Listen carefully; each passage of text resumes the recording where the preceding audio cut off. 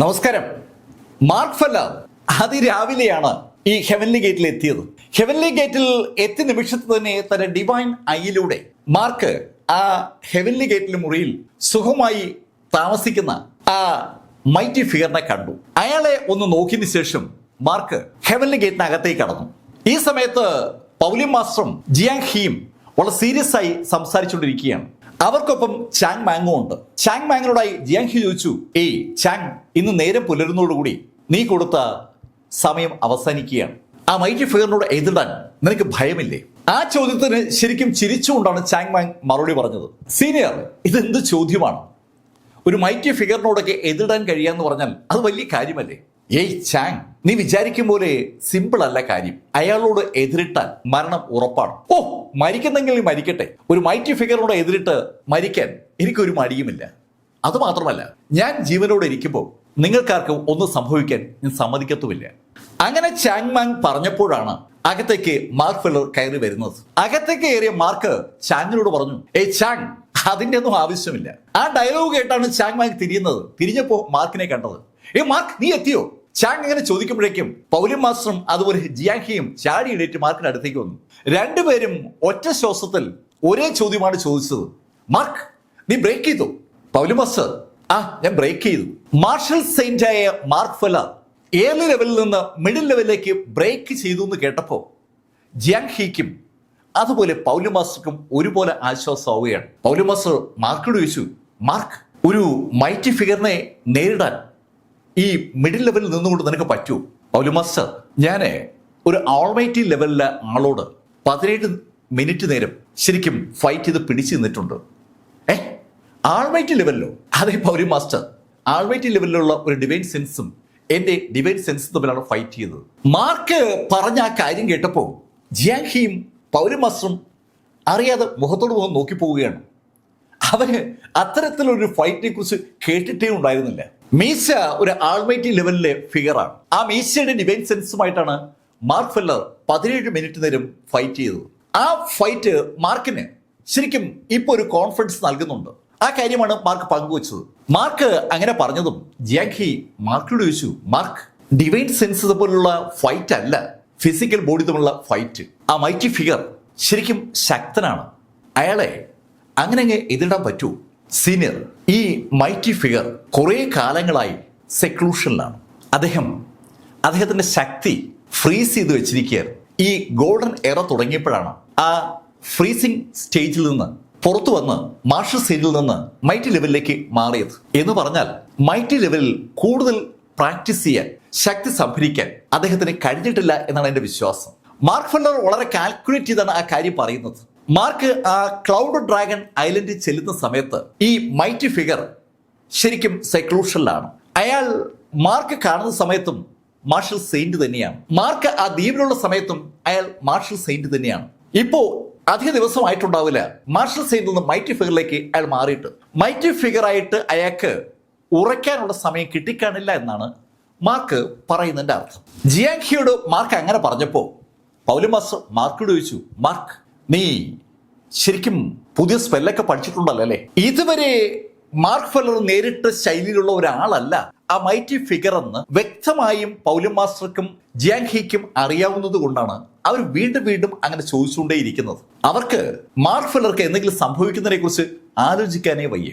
Mark ചിരിച്ചുകൊണ്ട് പൗലി മാസ്റ്ററോട് പറഞ്ഞു, ഞാൻ ചില കാര്യങ്ങളൊക്കെ ചെയ്തിട്ടുണ്ട്, ചില കാര്യങ്ങളൊക്കെ പഠിക്കുകയും ചെയ്തിട്ടുണ്ട്. അതൊക്കെ ഉപയോഗിച്ച് നോക്കാൻ പറ്റുന്ന ഒരു അവസരമായിട്ടാണ് ഈ മൈറ്റി ഫിഗറുമായിട്ടുള്ള ഏറ്റുമുട്ടലിനെ ഞാൻ കാണുന്നത്. അങ്ങനെ മാർക്ക് പറഞ്ഞതും ചാങ് മാങ് മാർക്കിനോട് പറഞ്ഞു, മാർക്ക്, ഞാൻ കൂടെ ഉണ്ടാവും, എന്തായാലും നമുക്ക് ഒരുമിച്ച് നേരിടാം. ചാങ്, അതൊന്നും വേണ്ട, നമുക്ക് ആദ്യം അയാളെ ഒന്ന് കാണാം. അങ്ങനെ പറഞ്ഞിട്ട് ആ 4 സംഘം അവിടെ നിന്ന് ആ മൈറ്റി ഫിഗർ ഉള്ള മുറിയിലേക്ക് ചെന്നു. അവര് ആ മുറിയുടെ വാതിലിൽ എത്തിയ സമയത്ത് തന്നെ അകത്തുനിന്ന് ഒരു ശബ്ദം കേട്ടു.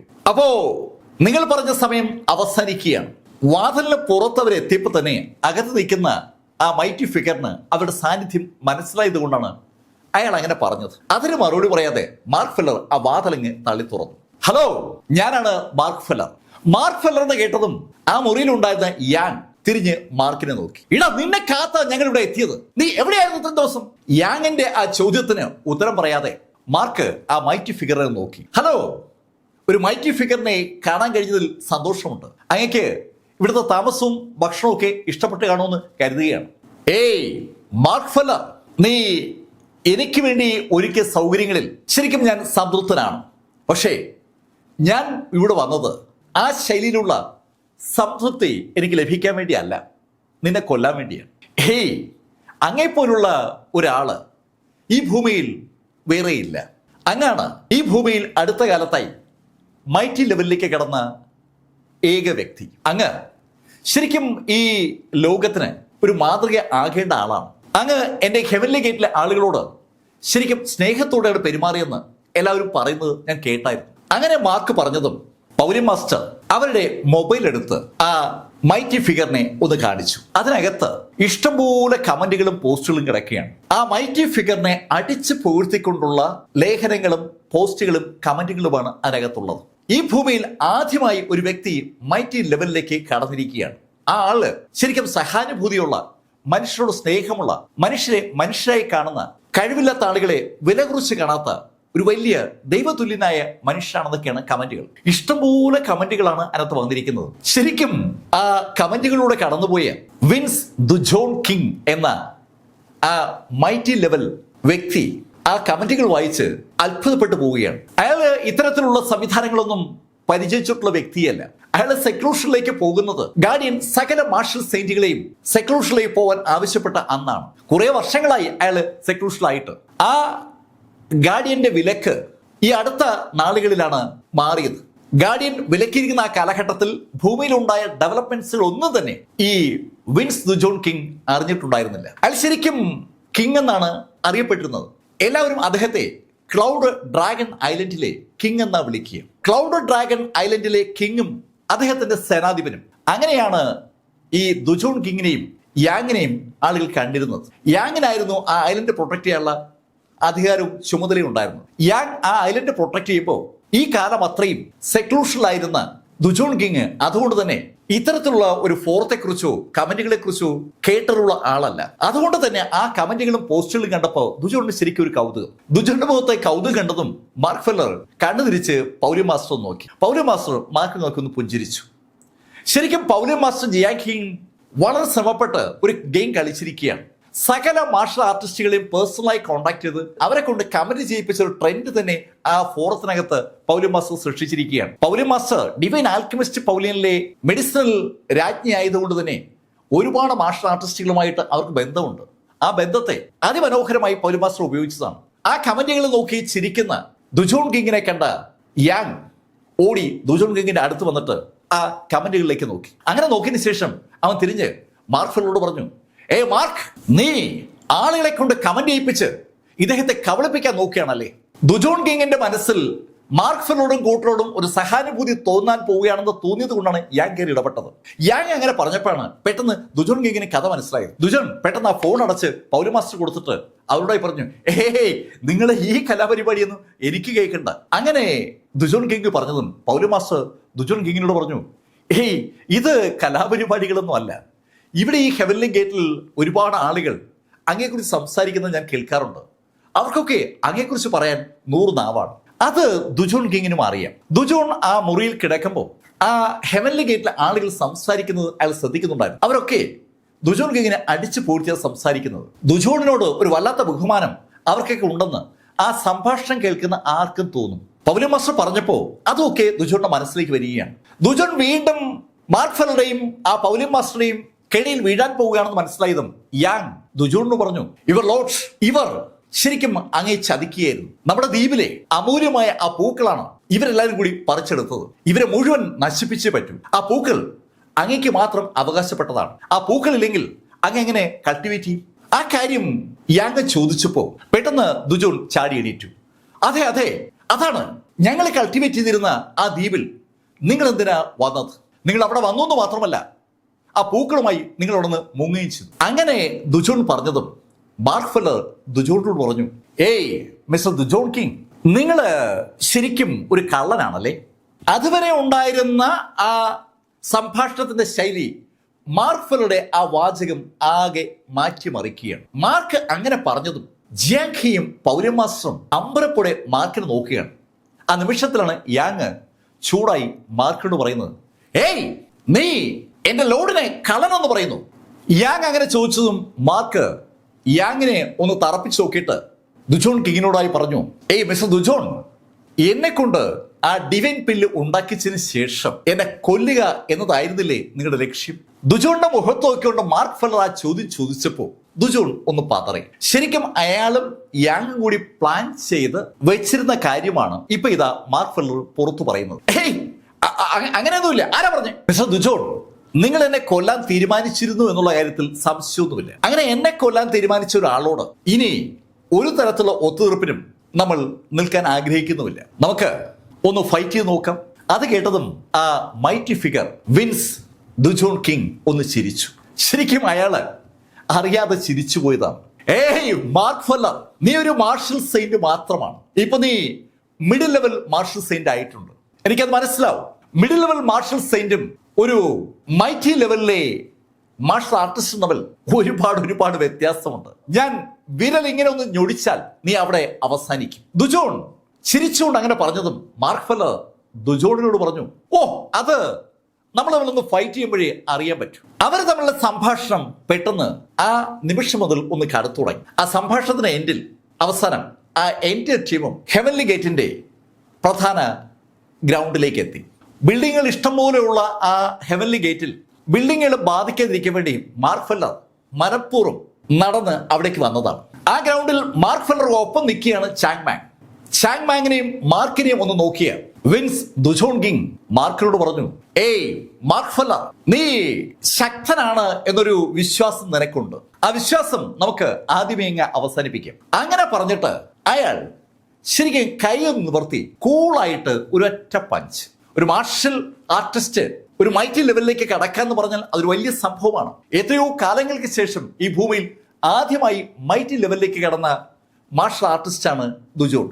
ആ ദുജോൺ കൂളായിട്ട് അങ്ങനെ പഞ്ച് ചെയ്യുമ്പോൾ ആ പഞ്ച് ഒരു വലിയ മുഴക്കം ഉണ്ടാക്കി.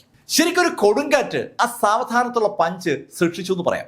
കാറ്റ് ഹൂങ്കാര ശബ്ദത്തോടുകൂടി മാർക്ക് ഫെല്ലർക്കെതിരെ പാഞ്ഞു വരികയാണ്. ശരിക്കും അതിശക്തമായ ഒരു കൈ ആ കാറ്റിനകത്തൂടി മാർക്കിനെതിരെ പാഞ്ഞു വന്നു. തനിക്കെതിരെ ആ കൈ പാഞ്ഞു വന്നതും മാർക്ക് ഫെല്ലറും തിരിച്ച് അതേപോലെ തന്നെ ഒന്ന് പഞ്ച് ചെയ്തു.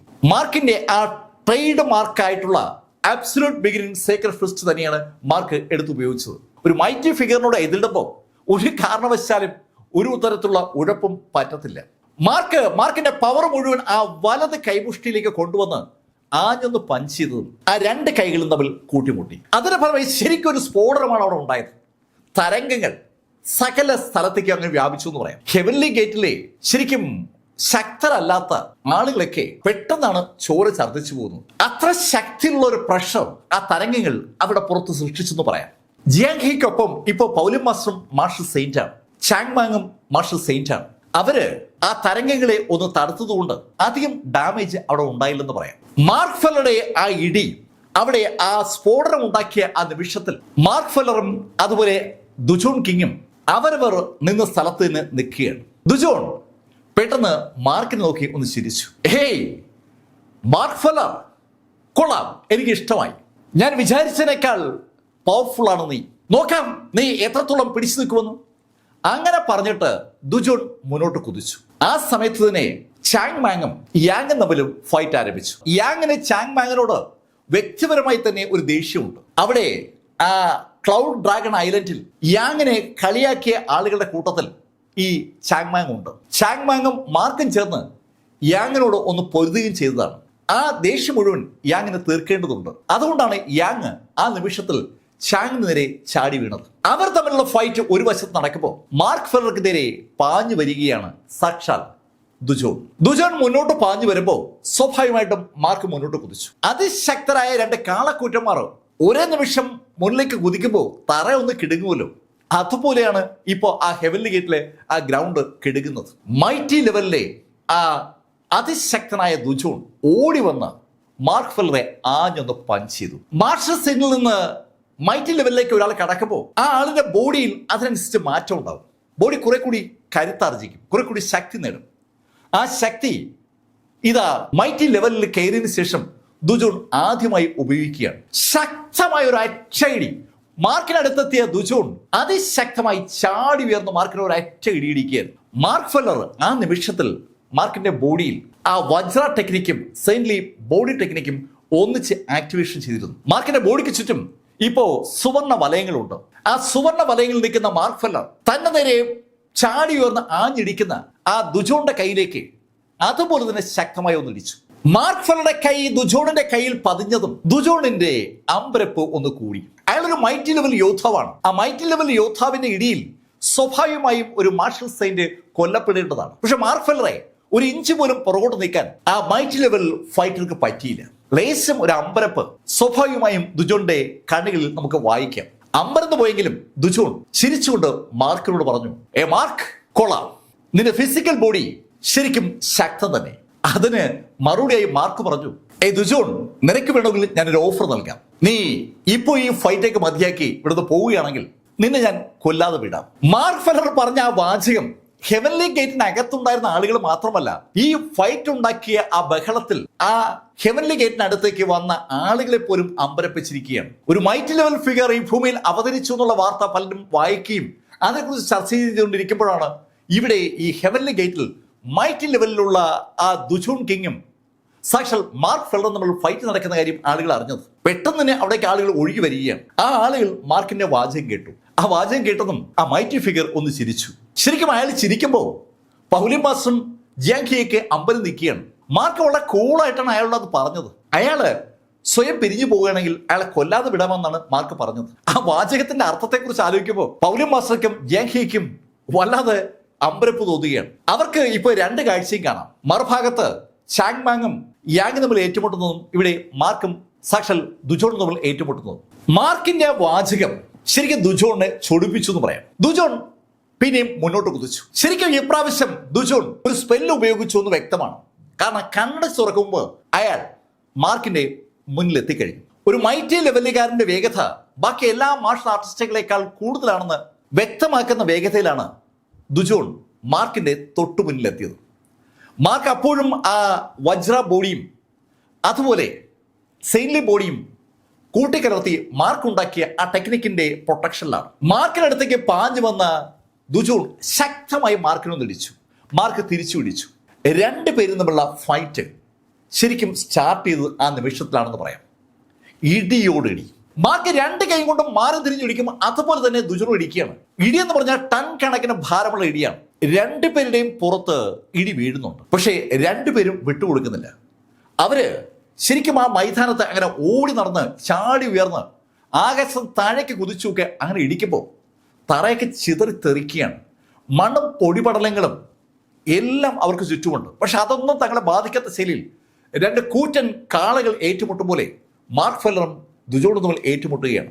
ജിയാങ്ഹിയും പൗലിൻ മാസ്റ്ററും എന്ന് വേണ്ട സകല ആളുകളും സാക്ഷാൽ ജിയാങ് ഗുവും അതുപോലെ ഷെനി യാനിക്കും ഒക്കെ ആ കാഴ്ച അങ്ങനെ കണ്ടു നിൽക്കുമ്പോൾ ഗേറ്റിന്റെ ഭാഗത്ത് ഒരാളെ കൂടി നമുക്ക് കാണാം. അത് സാക്ഷാൽ ജിയാൻ ബ്ലാക്ക്. പൗലിൻ മാസ്റ്ററുടെ ചികിത്സയിൽ അസുഖമൊക്കെ ഭേദമായ ജിയാൻ ബ്ലാക്ക് ഡിവൈൻ ആൽക്കമിസ്റ്റ് പൗലിൻ വിട്ടിട്ട് കുറെ നാളത്തെ അജ്ഞാതവാസത്തിന് ശേഷം ഇതാ ജിയാൻ ബ്ലാക്ക് ആ ഹെവൻലി ഗേറ്റിന്റെ വാതിൽക്കൽ പ്രത്യക്ഷപ്പെട്ടിരിക്കുകയാണ്.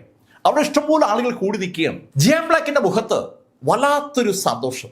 അവൻ മാർക്കിനെ തന്നെ അങ്ങനെ കൗതുകത്തോടെ നോക്കി നിൽക്കുകയാണ്. മാർക്കിന്റെ ആ വളർച്ചയിൽ ഈ ഭൂമിയിൽ ഇത്രയും സന്തോഷമുള്ള വേറെ മനുഷ്യൻ ഉണ്ടാകുമോ എന്ന് നമുക്ക് സംശയം തോന്നുന്ന ശൈലിയിൽ ജിയാൻ ബ്ലാക്കിന്റെ മുഖത്ത് ആ സന്തോഷം നമുക്ക് വായിച്ചെടുക്കാം. ജിയാൻ ബ്ലാക്ക് ശരിക്കും ആവേശത്തിലാണ്. മാർക്ക് ഫെല്ലറുടെ കൈ ഓരോ തവണ ആ മൈറ്റി ഫിഗറിൽ പതിക്കുമ്പോഴും ജിയാൻ ബ്ലാക്ക് ആവേശത്തോടെ കൈയടിക്കുകയാണ്. ശരിക്കും ജിയാൻ ബ്ലാക്ക് ആവേശത്തോടെ കൈ ചുരുട്ടി പിടിക്കുന്നത് ശ്രദ്ധിക്കുന്ന ആർക്കും മനസ്സിലാവും. പക്ഷെ ആരെയും നോക്കുന്നില്ല. എല്ലാവരുടെയും ശ്രദ്ധ മാർക്ക് ഫെല്ലറും ആ മൈറ്റി ഫിഗറും തമ്മിലുള്ള ഫൈറ്റിലാണ്. അതുകൊണ്ട് തന്നെ അതിന്റെ മറുഭാഗത്ത് ചാങ്ങും യാങ്ങും തമ്മിലുള്ള ആ ഏറ്റുമുട്ടൽ ആരും ശ്രദ്ധിക്കുന്നതേയില്ല. ചാങ് മാങ് തനിക്ക് പറ്റിയ ഒരു എതിരാളിയെ കിട്ടിയ സന്തോഷത്തിലാണ്. അവിടെ ഇടിയോടിടി നടക്കുകയാണ്. ചാങ് മാങ് ഒരു കൂറ്റൻ ബോഡിക്കാരനാണ്. ചാങ് മാങ്ങിന്റെ ഓരോ കൈയും മാർക്ക് ഫെല്ലറുടെ തുടയ്ക്കത്ര വലിപ്പമുണ്ട്. അതുകൊണ്ട് തന്നെ ചാങ് മാങ് ഓരോ ഇടി ഇടിക്കുമ്പോഴും യാങ്ങിന് അത് ഫീൽ ചെയ്യുന്നുമുണ്ട്. അവിടെ ആ ഫൈറ്റ് അങ്ങനെ നടക്കുമ്പോൾ ഇവിടെ ഏകദേശം 20 മിനിറ്റായി ഫൈറ്റ് തുടങ്ങിയിട്ട് തറയൊക്കെ കിളച്ചു മറച്ചുകൊണ്ട് രണ്ടുപേരും അവരുടെ കഴിവ് അതിന്റെ പരമോന്നതിൽ എടുത്താണ് ഇടിക്കുന്നത്. ഏകദേശം ഒരു 10-20 മിനിറ്റ് കഴിഞ്ഞപ്പോൾ ദുജോൺ മാർക്കിനോട് പറഞ്ഞു, നീ ഒരു മിഡിൽ ലെവൽ മാർഷൽ സെയിന്റ് ആണ്, പക്ഷെ നിന്റെ ഈ ബോഡി എന്നെ അതിശയപ്പെടുത്തുകയാണ്. അതിശക്തമായ ബോഡിയാണ് നിനക്കുള്ളത്. പക്ഷേ ഒരു മൈറ്റി ലെവലുകാരന്റെ സ്പിരിച്വൽ പവർ അത് നീ ഇതുവരെ അനുഭവിച്ചില്ലല്ലോ. അത് നിന്നെ ഞാൻ കാണിച്ചു തരാം. മാർഷൽ സെയിന്റിൽ നിന്ന് മൈറ്റി ഫിഗറിലേക്ക് കടക്കുമ്പോൾ സ്വാഭാവികമായിട്ടും സ്പിരിച്വൽ എനർജി ഉപയോഗിക്കാനുള്ള ശേഷി വൻതോതിൽ വർദ്ധിക്കും. രണ്ടും രണ്ട് തലങ്ങളാണ്. അങ്ങനെ പറഞ്ഞുകൊണ്ട് ദുജോൺ അയാളുടെ കൈ ഒന്ന് ഉയർത്തി. അയാളുടെ കൈ ഒന്ന് ഉയർത്തിയതും അയാളുടെ കൈ ഒന്ന് തിളങ്ങി. ആ തിളക്കത്തിലേക്ക് ശ്രദ്ധിക്കുന്ന നമുക്ക് അയാളുടെ കൈ മുഴുവൻ ഒരു നീലപ്രകാശത്തിൽ കുളിച്ചു നിൽക്കുന്ന കാണാം. അയാളുടെ കയ്യിൽ ആ നീലപ്രകാശം അങ്ങനെ കേന്ദ്രീകരിക്കുന്നത് സകല ആളുകളും കാണുന്നുണ്ട്. എന്തോ ഒരു അടിപൊളി സ്പെല്ല് ആ മൈറ്റി ഫിഗർ ഉപയോഗിക്കാൻ പോവുകയാണെന്ന് ആ കാഴ്ച കാണുന്ന എല്ലാവർക്കും അറിയാം. ജിയാങ് ഹീയും അതുപോലെ പൗലി മാസ്റ്ററും ശ്വാസം അടക്കി പിടിച്ചാണ് ആ കാഴ്ച കാണുന്നത്. മാർക്ക് ഫെല്ലർ ആ മൈറ്റി ഫിഗറിന്റെ ആ ടെക്നിക്കിനെ എങ്ങനെയാണ് മറികടക്കാൻ പോകുന്നത്, അതാണ് അവർക്ക് അറിയേണ്ടത്. അതറിയാനുള്ള ആകാംക്ഷയോട് കൂടി അവരങ്ങനെ നോക്കി നിൽക്കുമ്പോൾ മാർക്ക് ഫെല്ലറിന്റെ ബോഡിക്ക് ചുറ്റുമുള്ള ആ ഗോൾഡൻ പ്രകാശത്തിന്റെ ശക്തിയും കൂടി മാർക്കിന്റെ വലത് കൈയിലേക്ക് സുവർണ പ്രകാശം അങ്ങനെ നിറഞ്ഞു വരികയാണ്. മാർക്കിന്റെ കയ്യിലേക്ക് ആ സുവർണ പ്രകാശം അങ്ങനെ നിറഞ്ഞു വരുമ്പോൾ മറുഭാഗത്ത് ആ നീല പ്രകാശം ശരിക്കും ഒരു വലിയ ബോളിന്റെ രൂപത്തിലേക്ക് അങ്ങ് മാറി.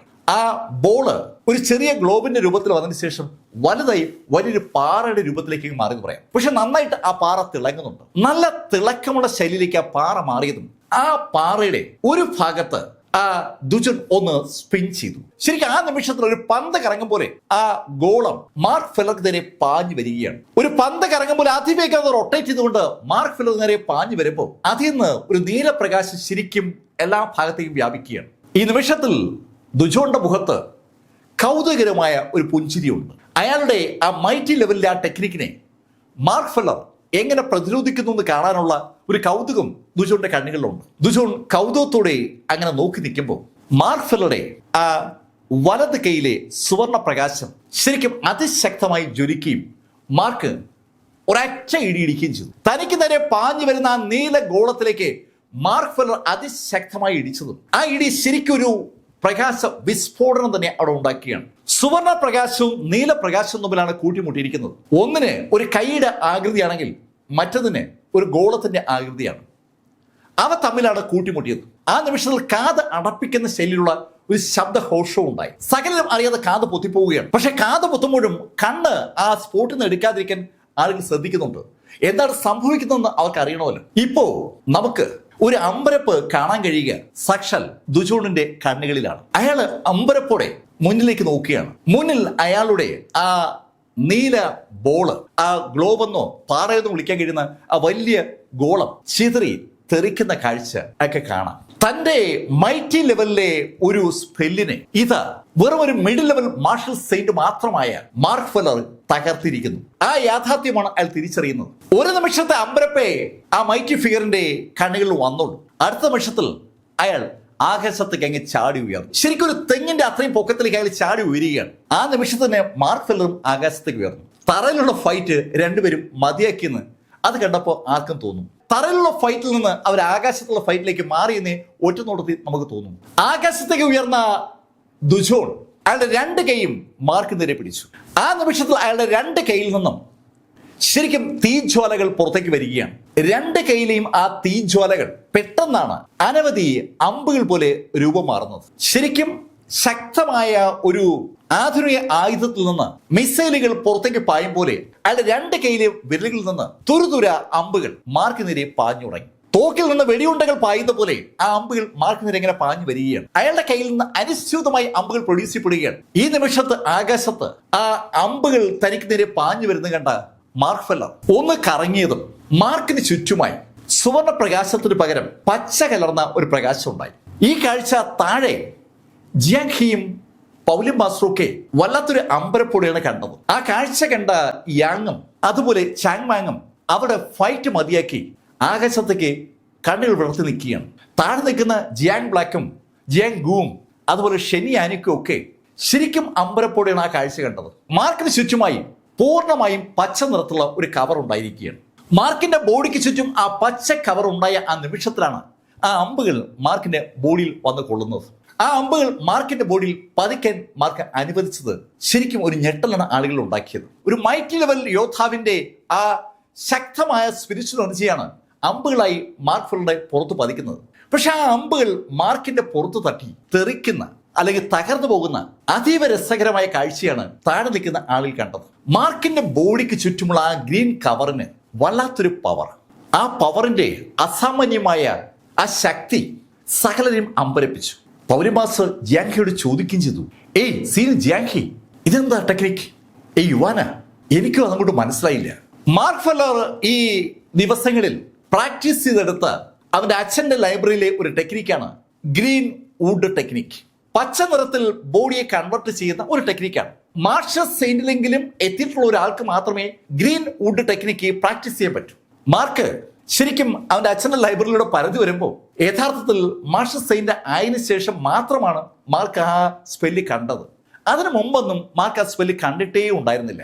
അവൻ ഓരോ ലെവല് കഴിയുമ്പോഴും അനുയോജ്യമായ സ്പെല്ലുകൾ മാർക്കിന്റെ അച്ഛന്റെ ലൈബ്രറിയിൽ അങ്ങനെ കടന്നു വരികയാണ്. മാർക്ക് ആ സ്പെല്ല് പ്രാക്ടീസ് ചെയ്തതിനു ശേഷം ആദ്യമായിട്ട് അതൊന്ന് ഉപയോഗിക്കുന്നത്. ബോഡി ഉരുക്കിനേക്കാൾ ശക്തമാക്കുന്ന ഒരു ടെക്നിക്കാണത്.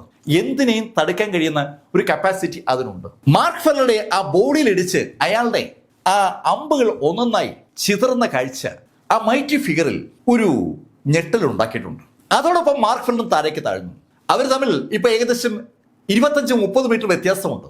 അത്രയും ദൂരത്ത് നിൽക്കുന്ന മാർക്ക് ഫെല്ലർ നോക്കിയിട്ട് ആ മൈറ്റി ലെവലുകാരൻ വിൻസ് ദുജോൺ കിങ് ഉറക്കെ മാർക്കിനോട് പറഞ്ഞു, ഏയ് മാർക്ക് ഫെല്ലർ, നീ ശരിക്കും ശക്തനാണ്, നീ ഒരു ജീനിയസുമാണ്.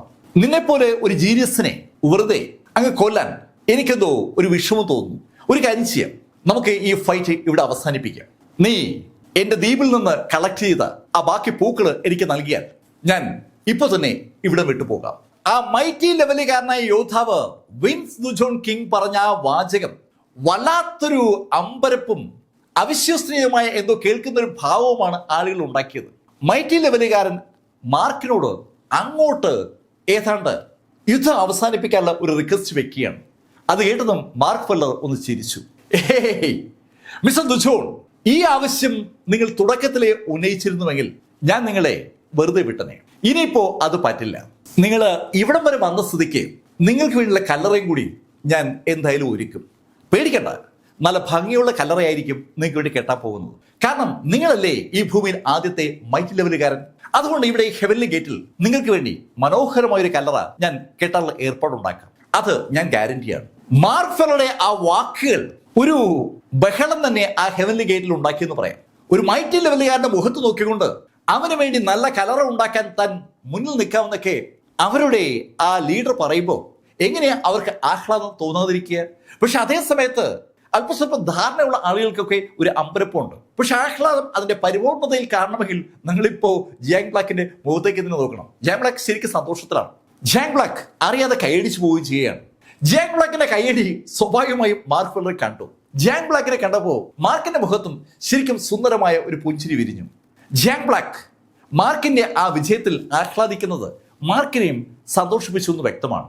മാർക്ക് ഫെല്ലറുടെ ആ ധിക്കാരപരമായ മറുപടി കേട്ടതും ആ മൈറ്റി ലെവലുകാരൻ ശരിക്കും ഒന്ന് അലറി.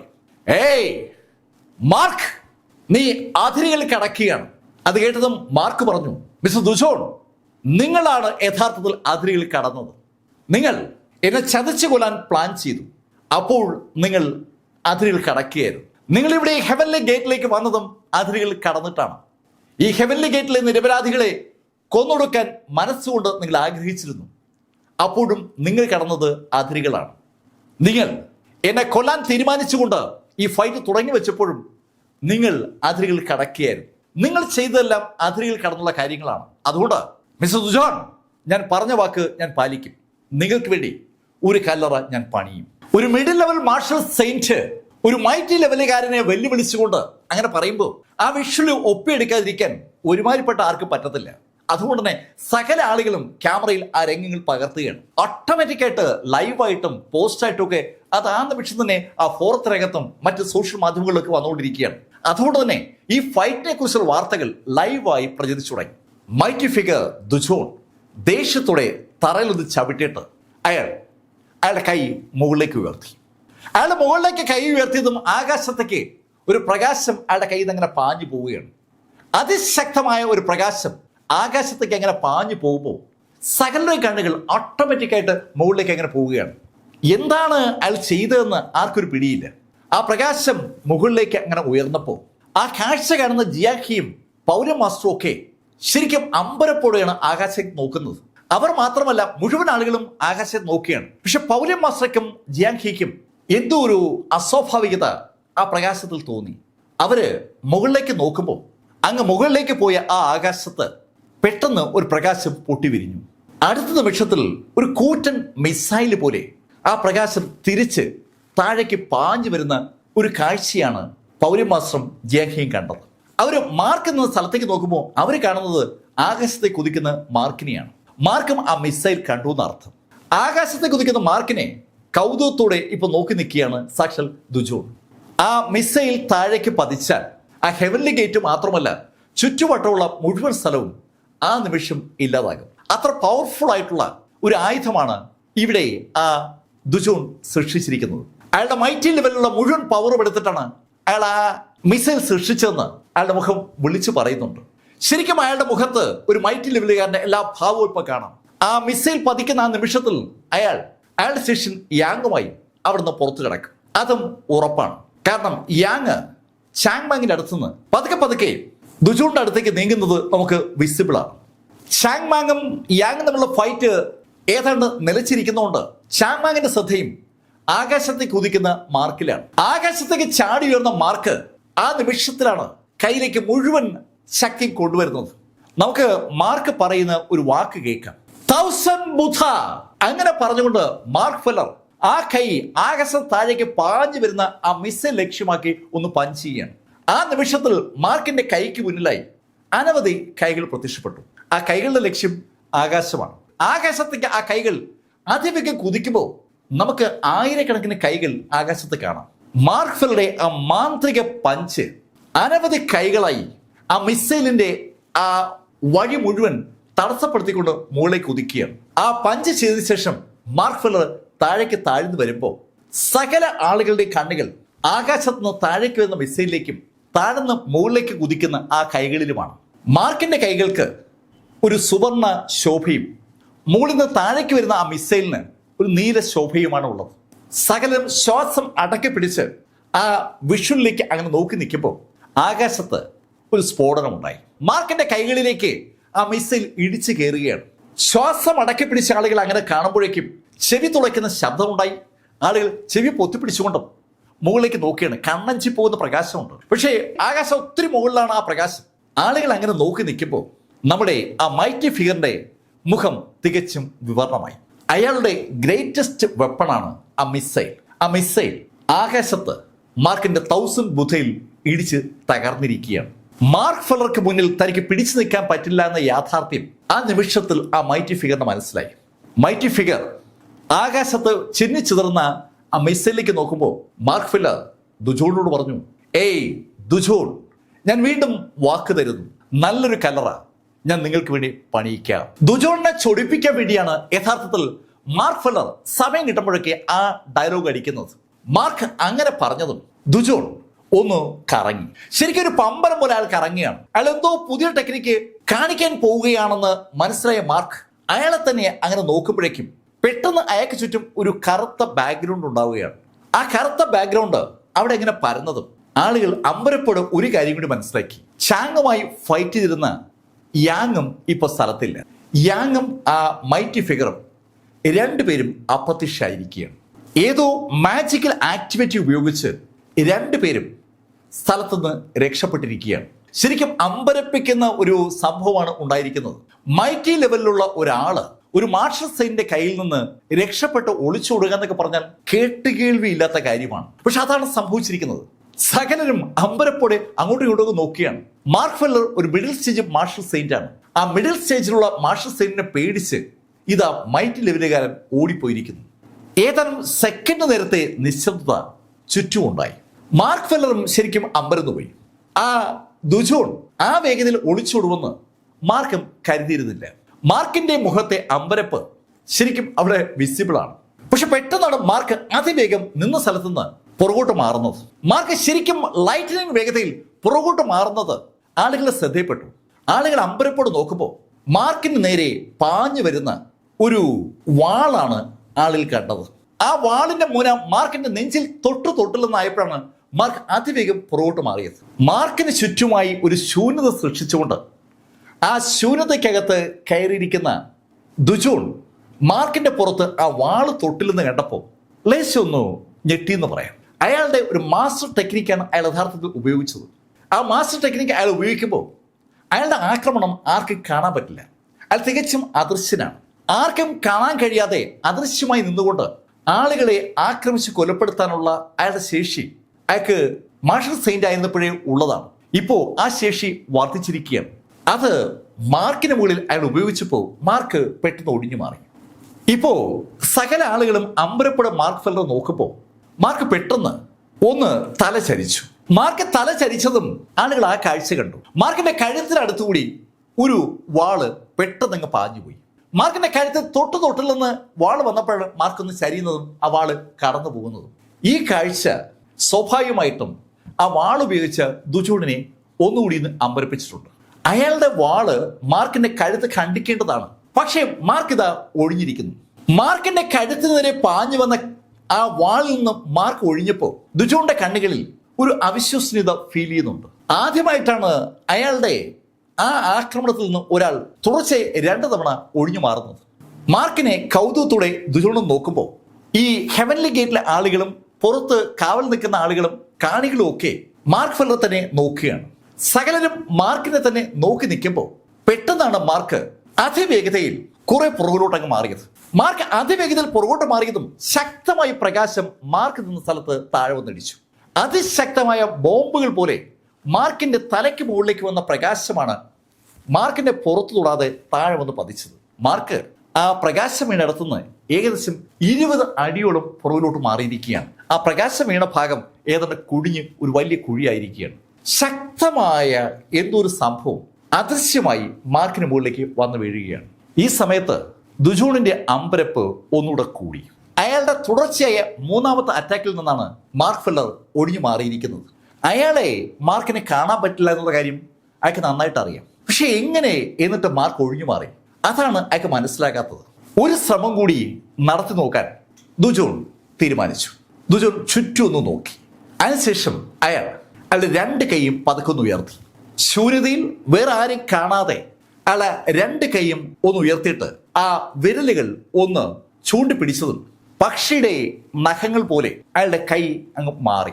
ആ പക്ഷിയുടെ കൈയുടെ നഖത്തെ അയാൾ പതുക്കെ ഒന്ന് പ്രസ് ചെയ്തതും അത് അതിവേഗം മാർക്ക് ഫെല്ലർക്കെതിരെ പാഞ്ഞു വരികയാണ്. 2 കൂറ്റൻ പക്ഷിക്കാലുകളാണ് മാർക്ക് ഫെല്ലർക്കെതിരെ പാഞ്ഞു വരുന്നത്. മാർക്കിന്റെ ഇടതുവശത്തൂടെയും വലതുവശത്തൂടെയും മാർക്കിന്റെ കഴുത്ത് ലക്ഷ്യമാക്കിയാണ് ആ കാലുകൾ വരുന്നത്. ആ കാലുകളുടെ അറ്റത്ത് കൂർത്ത നഖങ്ങളുണ്ട്. ആ നഖങ്ങളൊക്കെ ശരിക്കും ഇന്ത്യൻ എനർജി കൊണ്ട് നിർമ്മിക്കപ്പെട്ടതാണെന്ന് അർത്ഥം. ശക്തമായി മാർക്കിന്റെ കഴുത്തിനെതിരെ ആ കാലുകൾ പാഞ്ഞു വരികയാണ്. ആ കാലുകൾ മാർക്കിന്റെ തൊട്ടടുത്തെത്തിയതും മാർക്ക് താഴേക്ക് കുനിഞ്ഞു മാറിയതും ഒരേ നിമിഷത്തിലാണ്. ആ കാലുകൾ തമ്മിൽ കൂട്ടിയിടിച്ചതല്ലാതെ മാർക്കിന്റെ പുറത്ത് അത് തൊട്ടില്ല. ശരിക്കും ദുജോൺ കിടുങ്ങിപ്പോയത് ആ നിമിഷത്തിലാണ്. സെക്കൻഡിന്റെ 100 വ്യത്യാസത്തിലാണ് മാർക്ക് ഫെല്ലർ ഒഴിഞ്ഞു മാറിയത്.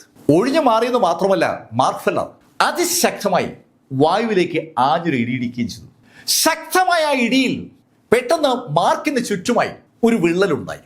ശൂന്യതയിൽ മാർക്ക് വീണ്ടും ആഞ്ഞിടിച്ചതും അമ്പരപ്പിക്കുന്ന വേഗതയിൽ അവിടെ ആ ശൂന്യത പൊളിഞ്ഞു മാറുകയാണ്. ഈ കാഴ്ച കണ്ട ചാങ്മാങ് തന്റെ ചുറ്റും ആഞ്ഞിടിക്കാൻ തുടങ്ങി. ഒരു പ്രത്യേക ദിശ ലക്ഷ്യമാക്കിയാണ് ചാങ്മാങ് ഇടിക്കുന്നത്. ചാങ്മാങ് തലങ്ങുവിലും ഇടിക്കുമ്പോൾ മാർക്ക് ഫെല്ലർ കൃത്യ പോയിന്റിലാണ് ഇടിക്കുന്നത്. ഏതാനും സെക്കൻഡുകൾ കൊണ്ട് 1 ഡസൻ ഇടിയെങ്കിലും മാർക്ക് ഇടിച്ചുകയാണ്. തൽഫലമായി ആ ചുറ്റുമുണ്ടായിരുന്ന ശൂന്യത പൊളിഞ്ഞു മാറി.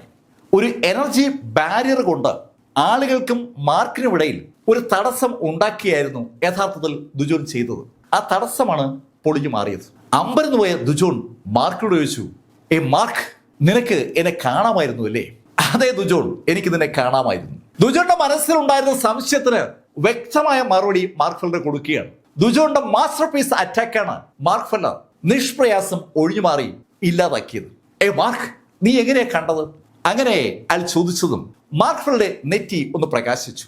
അവിടെ ഒരു കണ്ണിന്റെ ആകൃതിയിൽ പ്രകാശം നിൽക്കുന്നത് കണ്ട ദുജോൺ മാർക്കിനോട് ചോദിച്ചു, മാർക്ക് ഫെല്ലർ, ഇത് ഡിവൈൻ ഐ അല്ലേ? അതെ ഡിവൈൻ ഐയാണ്. മാർക്ക്, ഇതിന്റെ ഉടമ ഒരു ആൾമൈറ്റി ലെവലുകാരനാണ്. നീ ഇങ്ങനെ ഈ കട പിടിച്ചെടുത്തത്? ഹേയ് മിസ്റ്റർ ദുജോൺ, അതൊന്നും ഇനി നിന്നോട് പറഞ്ഞതുകൊണ്ട് കാര്യമില്ല. പക്ഷെ ഇപ്പോഴും ഞാൻ ആ വാക്ക് പാലിക്കാമെന്ന് സമ്മതിക്കുകയാണ്. നിനക്ക് വേണ്ടി നല്ലൊരു കല്ലറ ഞാൻ പണിയാം. ദുജോൺ മാർക്ക് പറഞ്ഞ ആ വാക്കുകളുടെ അർത്ഥം ശരിക്കും മനസ്സിലാക്കുന്നത് ആ നിമിഷത്തിലാണ്. ആ അർത്ഥം മനസ്സിലായതും ദുജോൺ ഒരൊറ്റ ഓട്ടം. അയാൾ കയ്യൊന്നനക്കി തനിക്ക് ചുറ്റും ഒരു ശൂന്യത സൃഷ്ടിച്ചുകൊണ്ടാണ് ശരിക്കും മുന്നോട്ട് കുതിച്ചത്. പക്ഷേ മാർക്ക് ഫെല്ലർ ആ ആക്ഷൻ മുന്നിൽ കണ്ടുവെന്ന് വ്യക്തമാകുന്ന ഒരു സംഭവം ഉടനുണ്ടായി. മാർക്കിന്റെ കൈ ആ ശൂന്യതയിലേക്ക് അതിശക്തമായി ഒന്ന് പഞ്ച് ചെയ്തു. 1000 ബുധ എന്ന് വിളിച്ചുകൊണ്ട് മാർക്ക് പഞ്ച് ചെയ്യുമ്പോൾ ചുറ്റുമുള്ള സകലതും തകർന്ന് തരിപ്പണമാവുകയാണ്. അങ്ങനെ തരിപ്പണമാവുമ്പോൾ നമുക്ക് ഓടിപ്പോകാൻ ശ്രമിക്കുന്ന സാക്ഷാൽ ദുജോണിനെ കാണാം. ദുജോൺ താൻ സൃഷ്ടിച്ച ആ എനർജി ബാരിയർ തകർന്ന കാര്യം അറിയാതെ ഓടാൻ ശ്രമിക്കുമ്പോൾ മാർക്ക് ഫെല്ലർ പെട്ടെന്നാണ് മാർക്കിന്റെ ആ വിഖ്യാതമായ സ്പെല്ല് ആക്ടിവേറ്റ് ചെയ്തത്. Heavenly falling space Mark activate ചെയ്തതും ദുജോണിന്റെ ഓട്ടം ഒന്ന് മന്ദീഭവിച്ചു. അയാൾ അതിശക്തമായി ഓടാൻ ശ്രമിക്കുമ്പോൾ ഓടാൻ പറ്റുന്നില്ല. അയാൾ ഞെട്ടിത്തിരിയുമ്പോൾ അയാളുടെ തൊട്ടു മുന്നിൽ സാക്ഷാൽ മാർക്ക് ഫെല്ലർ ഉണ്ട്. മാർക്കിനെ തൊട്ടു മുന്നിൽ കണ്ടപ്പോൾ ആ മൈറ്റി ലെവൽ മാർഷൽ ആർട്ടിസ്റ്റ് ശരിക്കും കാലു മുതൽ തലമുറ വിറച്ചു പോവുകയാണ്. അയാൾ മൈറ്റി ലെവലിലാണ്. അയാൾ മുന്നിൽ നിൽക്കുന്ന ആള് വെറും ഒരു മാർഷൽ സെയിന്റ് ആണ്. എന്നിട്ടും അയാൾ വിറച്ചു പോവുകയാണ്. മാർക്ക് ഫെല്ലറെ തൊട്ടു മുന്നിൽ കണ്ട ദുജോൺ വിറച്ചുകൊണ്ട് മാർക്കിനോട് പറഞ്ഞു, മാർക്ക് പ്ലീസ് പ്ലീസ് എന്നെ ഒന്നും ചെയ്യരുത്, പ്ലീസ് എന്നെ വെറുതെ വിടണം. ഇപ്പൊ സകല ആളുകൾക്കും ആ വിഷ്വൽ വ്യക്തമാണ്. അതുകൊണ്ട് തന്നെ ആ വിഷ്വൽ ആളുകൾ അതിവേഗതയിൽ മൊബൈൽ ഒപ്പിയെടുക്കുകയാണ്. ഒരു മൈറ്റി ലെവലുകാരൻ മാർക്ക് ഫെല്ലറോട് മാപ്പ് പറയുകയാണ്, അയാളെ ജീവനോട് വെറുതെ വിടാനായി. ഈ കാഴ്ച സാക്ഷാൽ യാങ്ങും കാണുന്നുണ്ട്. അവനും ശ്വാസം അടക്കി പിടിച്ചാണ് ഈ കാഴ്ച കണ്ടത്. അവന്റെ ഗുരുവായ, അവൻ ലോഡ് എന്ന് വിളിക്കുന്ന അവന്റെ ആ മൈറ്റി ലെവൽ ഫിഗർ ഇതുപോലെ പരാജയപ്പെടുമെന്ന് അവൻ സ്വപ്നത്തിൽ പോലും കരുതിയിരുന്നില്ല. അതിൻ്റെതായ ഒരു അമ്പരപ്പ് അവന്റെ കണ്ണുകളിലുണ്ട്. മാർക്ക് ഫെല്ലർ തന്നോട് മാപ്പ് പറയുന്ന ആ ദുജോണിനോടായി പറഞ്ഞു, മിസ്റ്റർ ദുജോൺ, ഇനി ഒരു തിരിച്ചുപോക്കില്ല, നിങ്ങൾ അവസാനിക്കേണ്ട സമയമായി. അങ്ങനെ മാർക്ക് പറഞ്ഞതും മാർക്കിന്റെ കൈ ആകാശത്തേക്ക് ഉയർന്ന ഒരേ നിമിഷത്തിലാണ്. ആ കാഴ്ച കണ്ടതും ദുജോൺ അതിവേഗം പുറകോട്ട് ഓടി. പക്ഷെ മാർക്കിന്റെ കൈ ആകാശത്ത് ആ സമയത്ത് ഒരു കൂറ്റൻ കൈയായി രൂപം മാറിക്കഴിഞ്ഞു. ആ കൂറ്റൻ കൈ രൂപം മാറുമ്പോൾ അതിവേഗതയിൽ ഓടാൻ ശ്രമിക്കുന്ന ദുജോണിന് പക്ഷേ ആ മാർക്കിന്റെ ഹെവൻലി ഫോളിംഗ് സ്പേസിനെ മറികടക്കാൻ പറ്റുന്നില്ല. അവിടെ ഒരു ബൗണ്ടറി ഉണ്ട്. ആ ബൗണ്ടറിക്കകത്ത് അയാൾ പെട്ടുപോയിരിക്കണം. അയാൾ കൈകാലുകൾ ചലിക്കുന്നില്ല എന്ന് പറയാം. വളരെ പതുക്കെ മാത്രമേ അയാൾക്ക് മൂവ് ചെയ്യാൻ പറ്റൂ. ആ സമയത്താണ് മാർക്കിന്റെ ആ പാണ്ടൻ കൈ ആകാശത്ത് വന്നത്. ആ കൈ ഒന്ന് താണതും സകലരും ഒന്ന് ഞെട്ടി. ഒറ്റയടിക്ക് മാർക്ക് ഫെല്ലർ ആ മൈറ്റി ഫിഗറിനെ താഴെ തള്ളിയിട്ടിരിക്കുകയാണ്. മാർക്കിന്റെ കൈ അതിശക്തമായി ആ മൈറ്റി ഫിഗറിന്റെ മോളിൽ പതിഞ്ഞതും മാർക്കിന്റെ ഇടത് കൈ വീണ്ടും ആകാശത്തേക്ക് വന്നു. വീണ്ടും ഒരു അതിശക്തമായ കൈ രൂപപ്പെട്ടു. ആ കൈയും താഴേക്ക് പതിക്കുകയാണ്. ഈ സമയത്ത് മാർക്ക് ഫെല്ലർ വലത് കൈ മോളോടെടുത്ത് വീണ്ടും താഴോട്ടായി. 3-4 സ്റ്റെപ്പ് കഴിഞ്ഞതും സകലർക്കും ആ കാഴ്ച കാണാം. ചിന്നി ചിതറിക്കിടക്കുന്ന സാക്ഷാൽ ദുജോൺ കിങ്ങിനെ. ദുജോൺ കിങ്ങിന്റെ ആ നേസന്റ് സോള് മാർഷൽ സെയിന്റിന്റെ നേസന്റ് സോളിനേക്കാൾ ശക്തമാണ്. ഒരു പ്രിമോഡിയൽ സ്പിരിറ്റ് ലെവലിലേക്ക് ആ സോള് കടന്നിരിക്കുകയാണ്. മാർഷൽ സെയിന്റിന്റെ സോളിനേക്കാൾ ശക്തമാണ് ഒരു മൈറ്റി ഫിഗറിന്റെ സോൾ. ആ സോളിന് അതിൻ്റെതായ നിലനിൽപ്പുണ്ട്. അത് പുറത്തേക്ക് ചാടാൻ ശ്രമിച്ചതും മാർക്ക് ഫെല്ലർ അതിനെ പിടികൂടിയതും ഒരേ നിമിഷത്തിലാണ്. കണ്ണടച്ചുറക്കും മുമ്പേ ആ സ്പിരിറ്റിനെ മാർക്ക് വലിച്ചു കയറി കഷ്ണം കഷ്ണമാക്കി. മൈറ്റി ഫിഗർ ലെവലിലുള്ള ആ ദുജോണിനെ അവിടുന്ന് രക്ഷപ്പെടാൻ അനുവദിച്ചാൽ അയാൾ അധിക സമയം കഴിയുമ്പോൾ അയാളുടെ ശക്തി വീണ്ടെടുക്കും. കുറെ കാലങ്ങളായി അയാളുടെ ശക്തി ഫ്രീസ് ചെയ്ത് വെച്ചിരിക്കുകയായിരുന്നു. അയാൾക്ക് ആ ശക്തി വീണ്ടെടുത്താൽ അയാൾക്ക് മാർക്ക് ഫെല്ലർ ഒരു വിഷയമേ അല്ല. ആ കാര്യം മാർക്കിനറിയാം. അതുകൊണ്ടാണ് മാർക്ക് അയാളെ രക്ഷപ്പെടാൻ അനുവദിക്കാതെ കൊന്നത്. ഈ സമയത്ത് ഈ കാഴ്ച കണ്ട് സ്തംഭിച്ചു നിൽക്കുന്ന യാങ് ഓടാൻ ശ്രമിച്ചതും Mark Feller heavenly falling space അവിടെയും ആക്ടിവേറ്റ് ചെയ്തു. മാർക്കിന്റെ നിയന്ത്രണത്തിൽ ആ യാങ് പെട്ടതും യാങ് മുട്ടുകുത്തി കരഞ്ഞുകൊണ്ട് മാർക്കിനോട് മാപ്പപേക്ഷിച്ചു. പക്ഷെ മാർക്ക് ഫെല്ലർ ചാങ് ബാങ്ങിന് നേരെ തിരിഞ്ഞു. ചാങ്, ഇനി നിന്റെ ഡ്യൂട്ടിയാണ്. കേൾക്കേണ്ട താമസം മുന്നോട്ട് ഉദ്ദേശിച്ച ചാങ് ബാങ് ശരിക്കും കൂടം കണക്കിന് വെയിറ്റ് ഉള്ള അവന്റെ 2 കൈയും യാങ്ങിന്റെ മുകളിലോട്ടൊന്ന് ഇട്ടു എന്ന് പറയാം. 2 കൂടം പോലെ ചാങ് ബാങ്ങിന്റെ 2 കൈയും തലങ് വിലങ് യാങ്ങിന്റെ പുറത്ത് പതിക്കായിരുന്നു. യാങ്ങിന്റെ ആ ഗുരു കൊല്ലപ്പെട്ടതോടുകൂടി അവന്റെ പൊരുതാനുള്ള മനസ്സ് നഷ്ടപ്പെട്ടത് കൊണ്ട് തന്നെ അവന് തിരിച്ചടിക്കാൻ കഴിയുമ്പോൾ ചാങ് ബാങ് അവനെ ഇല്ലാതാക്കി. അവന്റെ നേസന്റ് സോളും അവിടുന്ന് രക്ഷപ്പെടാൻ ഒരു ശ്രമം നടത്തിയെങ്കിലും മാർക്ക് അതും അവസാനിപ്പിച്ചു. ഈ കാഴ്ച അതുവരെ നിശബ്ദരായി കണ്ടുനിന്ന ആളുകൾ മാർക്കിനടുത്തേക്ക് ഓടി വന്നു. ഹെവൻലി ഗേറ്റിലെ മാർക്കിന്റെ അനുയായികൾക്ക് പറഞ്ഞറിയിക്കാൻ കഴിയാത്ത വിധത്തിൽ സന്തോഷമാണ്. ഒരു അൺബിലീവബിൾ ആയിട്ടുള്ള ഫൈറ്റാണ് അവർ കണ്ടത്. മാർക്ക് ഫെല്ലറെ നേതാവായി അംഗീകരിച്ചതിന്റെ ഗുണം അവർക്ക് അനുഭവപ്പെടുകയാണ്. മാർക്ക് സകലരും നോക്കിയിട്ട് നേരെ ഓടിയെത്തിയത് ജിയാങ് ബ്ലാക്കിന്റെ മുന്നിലേക്കാണ്. അവർ തമ്മിൽ കണ്ട ആ നിമിഷത്തിൽ രണ്ടുപേരും ആ നിമിഷം കെട്ടിപ്പിടിച്ചു പോവുകയാണ്. മാർക്കിന്റെ ജീവൻ അപകടത്തിലായ സന്ദർഭങ്ങളിൽ ശരിക്കും ദൈവദൂതനെ പോലെ പ്രത്യക്ഷപ്പെട്ട വ്യക്തിയാണ് ജിയാങ് ബ്ലാക്ക്. ആ ജിയാങ് ബ്ലാക്ക് മാർക്കിനെ കെട്ടിപ്പിടിച്ചിട്ട് ഒന്ന് കൈയെടുത്തത് മാർക്കിനെ തന്നെ സൂക്ഷിച്ചു നോക്കുകയാണ്. ശരിക്കും ജിയാങ് ബ്ലാക്കിന്റെ മുഖത്ത് സന്തോഷം അതിന്റെ എല്ലാ ഭാവത്തിലും അലയടിക്കുകയാണ്. ജിയാങ് ബ്ലാക്ക് മാർക്കിന് ചുറ്റും നടന്നൊക്കെ നോക്കുകയാണ്. മാർക്ക്, എനിക്കിപ്പോ സന്തോഷമായി. നീ എമിലിയെ സംരക്ഷിക്കും, അക്കാര്യത്തിൽ എനിക്കൊരു സംശയമില്ല. എമിലി ബ്ലാക്കിന്റെ പേഴ്സണൽ ബോഡി ഗാർഡായ ജിയാങ് ബ്ലാക്ക് എമിലിക്ക് വേണ്ടി ജീവൻ കൊടുക്കാൻ തയ്യാറായ വ്യക്തിയാണ്. ആ എമിലിക്ക് ഏറെ ഇഷ്ടം മാർക്ക് ഫെല്ലറെയാണെന്ന് അറിഞ്ഞ നിമിഷം മുതൽ മാർക്കിന് വേണ്ടി സ്വന്തം ജീവൻ കൊടുക്കാൻ ഒരു മടിയും കാണിക്കാത്ത വ്യക്തിയാണ് ജിയാങ് ബ്ലാക്ക്. ആ ജിയാങ് ബ്ലാക്ക് അതുകൊണ്ട് തന്നെ മാർക്കിന്റെ ആ വിജയത്തിൽ വല്ലാതെ ആഹ്ലാദിക്കുകയാണ്. ഈ നിമിഷത്തിൽ പൗലിമാസും ജിയാങ് ഹിയൊക്കെ മാർക്കിനടുത്തേക്ക് വന്നു. ജിയാങ് ഗുവും ഷെനി യാനിക്കും ഒക്കെ ഉണ്ട്. ചാങ് മാങ്ങും വലിയ സന്തോഷത്തിലാണ്. ചാങ് മാങ്ങിന്റെ ഷോൾഡറിൽ ഒന്ന് അടിച്ചിട്ട് മാർക്ക് ചാങ് മാങ്ങിനോട് പറഞ്ഞു, ഈ ചാങ്, നീ എന്നെ ശരിക്കും അത്ഭുതപ്പെടുത്തി കേട്ടോ. നീ നല്ലൊരു ഫൈറ്ററായി മാറിയിരിക്കുകയാണ്. പക്ഷെ നിനക്ക് ഒരു പ്രശ്നമുണ്ട്. എന്താ മാർക്ക്? അങ്ങനെ ചാങ് ചോദിച്ചതും മാർക്ക് ജിയാങ് ഹീക്ക് നേരെ തിരിഞ്ഞ് അദ്ദേഹത്തോടായി പറഞ്ഞു, സീനിയർ, മാർക്കിന് ആ ലെറ്റർ ഫോർമുല ഒന്ന് പഠിപ്പിച്ചു കൊടുക്കണം. മാർക്ക് അങ്ങനെ പറഞ്ഞപ്പോൾ ആദ്യം ഒരു അസന്തുഷ്ടി ജിയാങ് ഹീക്ക് തോന്നി. പക്ഷെ പെട്ടെന്ന് ആ അസന്തുഷ്ടി മാറി. ജിയാങ് ഹി ഈ ഭൂമിയിൽ ഒരേ ഒരാളെ മാത്രമേ ആ ലെറ്റർ ഫോർമുല പഠിപ്പിച്ചിട്ടുള്ളൂ, അത് മാർക്കിനെയാണ്. ആ മാർക്ക് തന്നെ ഒരാളെ കൂടി പഠിപ്പിക്കണമെന്ന് പറഞ്ഞപ്പോൾ ആദ്യം അസന്തോഷം തോന്നിയെങ്കിലും പിന്നീട് ജിയാങ് ഹി ചാങ് മാങ്ങിനെ പഠിപ്പിക്കാൻ ഏറ്റു. ശരിക്കും സന്തോഷത്തിൻ്റെതായ നിമിഷങ്ങളാണ് തുടർന്ന് അവിടെ ഉണ്ടായത്. മാർക്ക് ഫെല്ലറുടെ കഴിഞ്ഞ ദിവസങ്ങളിലെ സെക്ലൂഷനെ കുറിച്ചും പ്രാക്ടീസിനെ കുറിച്ചും കടലിനടിയിൽ കഴിഞ്ഞ കാര്യത്തെക്കുറിച്ചൊക്കെ അങ്ങനെ ചർച്ച ചെയ്യുമ്പോൾ ജിയാങ് ബ്ലാക്കിന് മാർക്കിനോട് ചോദിക്കാൻ ഒരുപാട് കാര്യങ്ങളുണ്ട്. മാർക്കിന് ജിയാങ് ബ്ലാക്കിനോട് ചോദിക്കാനും. അങ്ങനെ ആ ദിവസം അങ്ങനെ കഴിഞ്ഞു പോയതും പൗലി മാസ്റ്റർ മാർക്കിനോട് പറഞ്ഞു, മാർക്ക്, ഞാൻ ആൽക്കമിസ്റ്റ് പൗലിയിലേക്ക് പോവുകയാണേ. പൗലി മാസ്റ്റർ മാർക്കിനോട് അങ്ങനെ പറഞ്ഞതിന് ശേഷം അവിടെ നിന്ന് ക്വിൻഡ് സിറ്റിയിലേക്ക് തിരിച്ചു. ക്വിൻഡ് സിറ്റിയിൽ ഡിവിൻ ആൽക്കമിസ്റ്റ് പൗലിയിൽ പൗലി മാസ്റ്റർക്ക് 100,000 കാര്യങ്ങൾ ചെയ്യാനുണ്ട്. പൗലി മാസ്റ്റർ പോയി കഴിഞ്ഞതും ജിയാങ് ഹി മാർക്കിനോട് പറഞ്ഞു, മാർക്ക്, ഇനി അധിക ദിവസങ്ങളില്ല. ജിയാങ് ഹി ഉദ്ദേശിക്കുന്ന കാര്യം മാർക്കിന് അറിയാം. ആ ഫസ്റ്റ് മിസ്റ്റിക് വേർഡിൽ നിന്ന് സെക്കൻഡ് മിസ്റ്റിക് വേർഡിലേക്ക് വരാൻ ഒരു ശ്രമം നടത്തിക്കൊണ്ടിരിക്കുകയാണ് ആ 8 ഹയർ അപ്സുകളും. അവർക്ക് ഒരു വഴിയാണ് തുറന്നു കിട്ടേണ്ടത്. ആ വഴി തുറന്നു കിട്ടിയാൽ ഉടൻ ഫസ്റ്റ് മിസ്റ്റിക് വേർഡിൽ നിന്ന് അവർ സെക്കൻഡ് മിസ്റ്റിക് വേർഡിൽ എത്തും. ആ കാര്യം മാർക്കിനും അറിയാം. ജിയാങ് ഹി അത് ഓർമ്മിപ്പിച്ചതും മാർക്ക് ജിയാങ് ഹിയോട് യാത്ര പറഞ്ഞിട്ട് ഹെവൻലി ഗേറ്റിൽ നിന്ന് വീണ്ടും സെക്കൻഡ് മിസ്റ്റിക് വേർഡിലേക്ക് തിരിച്ചു. സെക്കൻഡ് മിസ്റ്റിക് വേർഡിലേക്ക് യാത്ര ചെയ്യുമ്പോൾ മാർക്ക് ഫെല്ലർ മൊബൈൽ ഫോണിലൂടെ ഒന്ന് പരതുകയാണ്. ജിങ്ദു മാർഷൽ ആർട്സ് അസോസിയേഷന്റെ ആ ഫോറത്തിനകത്ത് ഒരുപാട് വാർത്തകളാണ് വന്നിരിക്കുന്നത്. മാർക്ക് ഫെല്ലർ മൈറ്റി ലെവലിലെ ഒരാളെ പരാജയപ്പെടുത്തിയെന്ന് മാത്രമല്ല അയാളെ കൊല്ലുകയും ചെയ്തു എന്നുള്ള കാര്യം വല്ലാത്തൊരു സെൻസേഷണൽ ന്യൂസായി മാറിയിരിക്കുകയാണ്. ഈ ഭൂമിയിൽ ഇപ്പോൾ ജീവിച്ചിരിക്കുന്ന ആളുകൾ ആദ്യമായിട്ടാണ് ഒരു മൈറ്റി ലെവലിന്റെ ജനനത്തെക്കുറിച്ച് അറിയുന്നത്.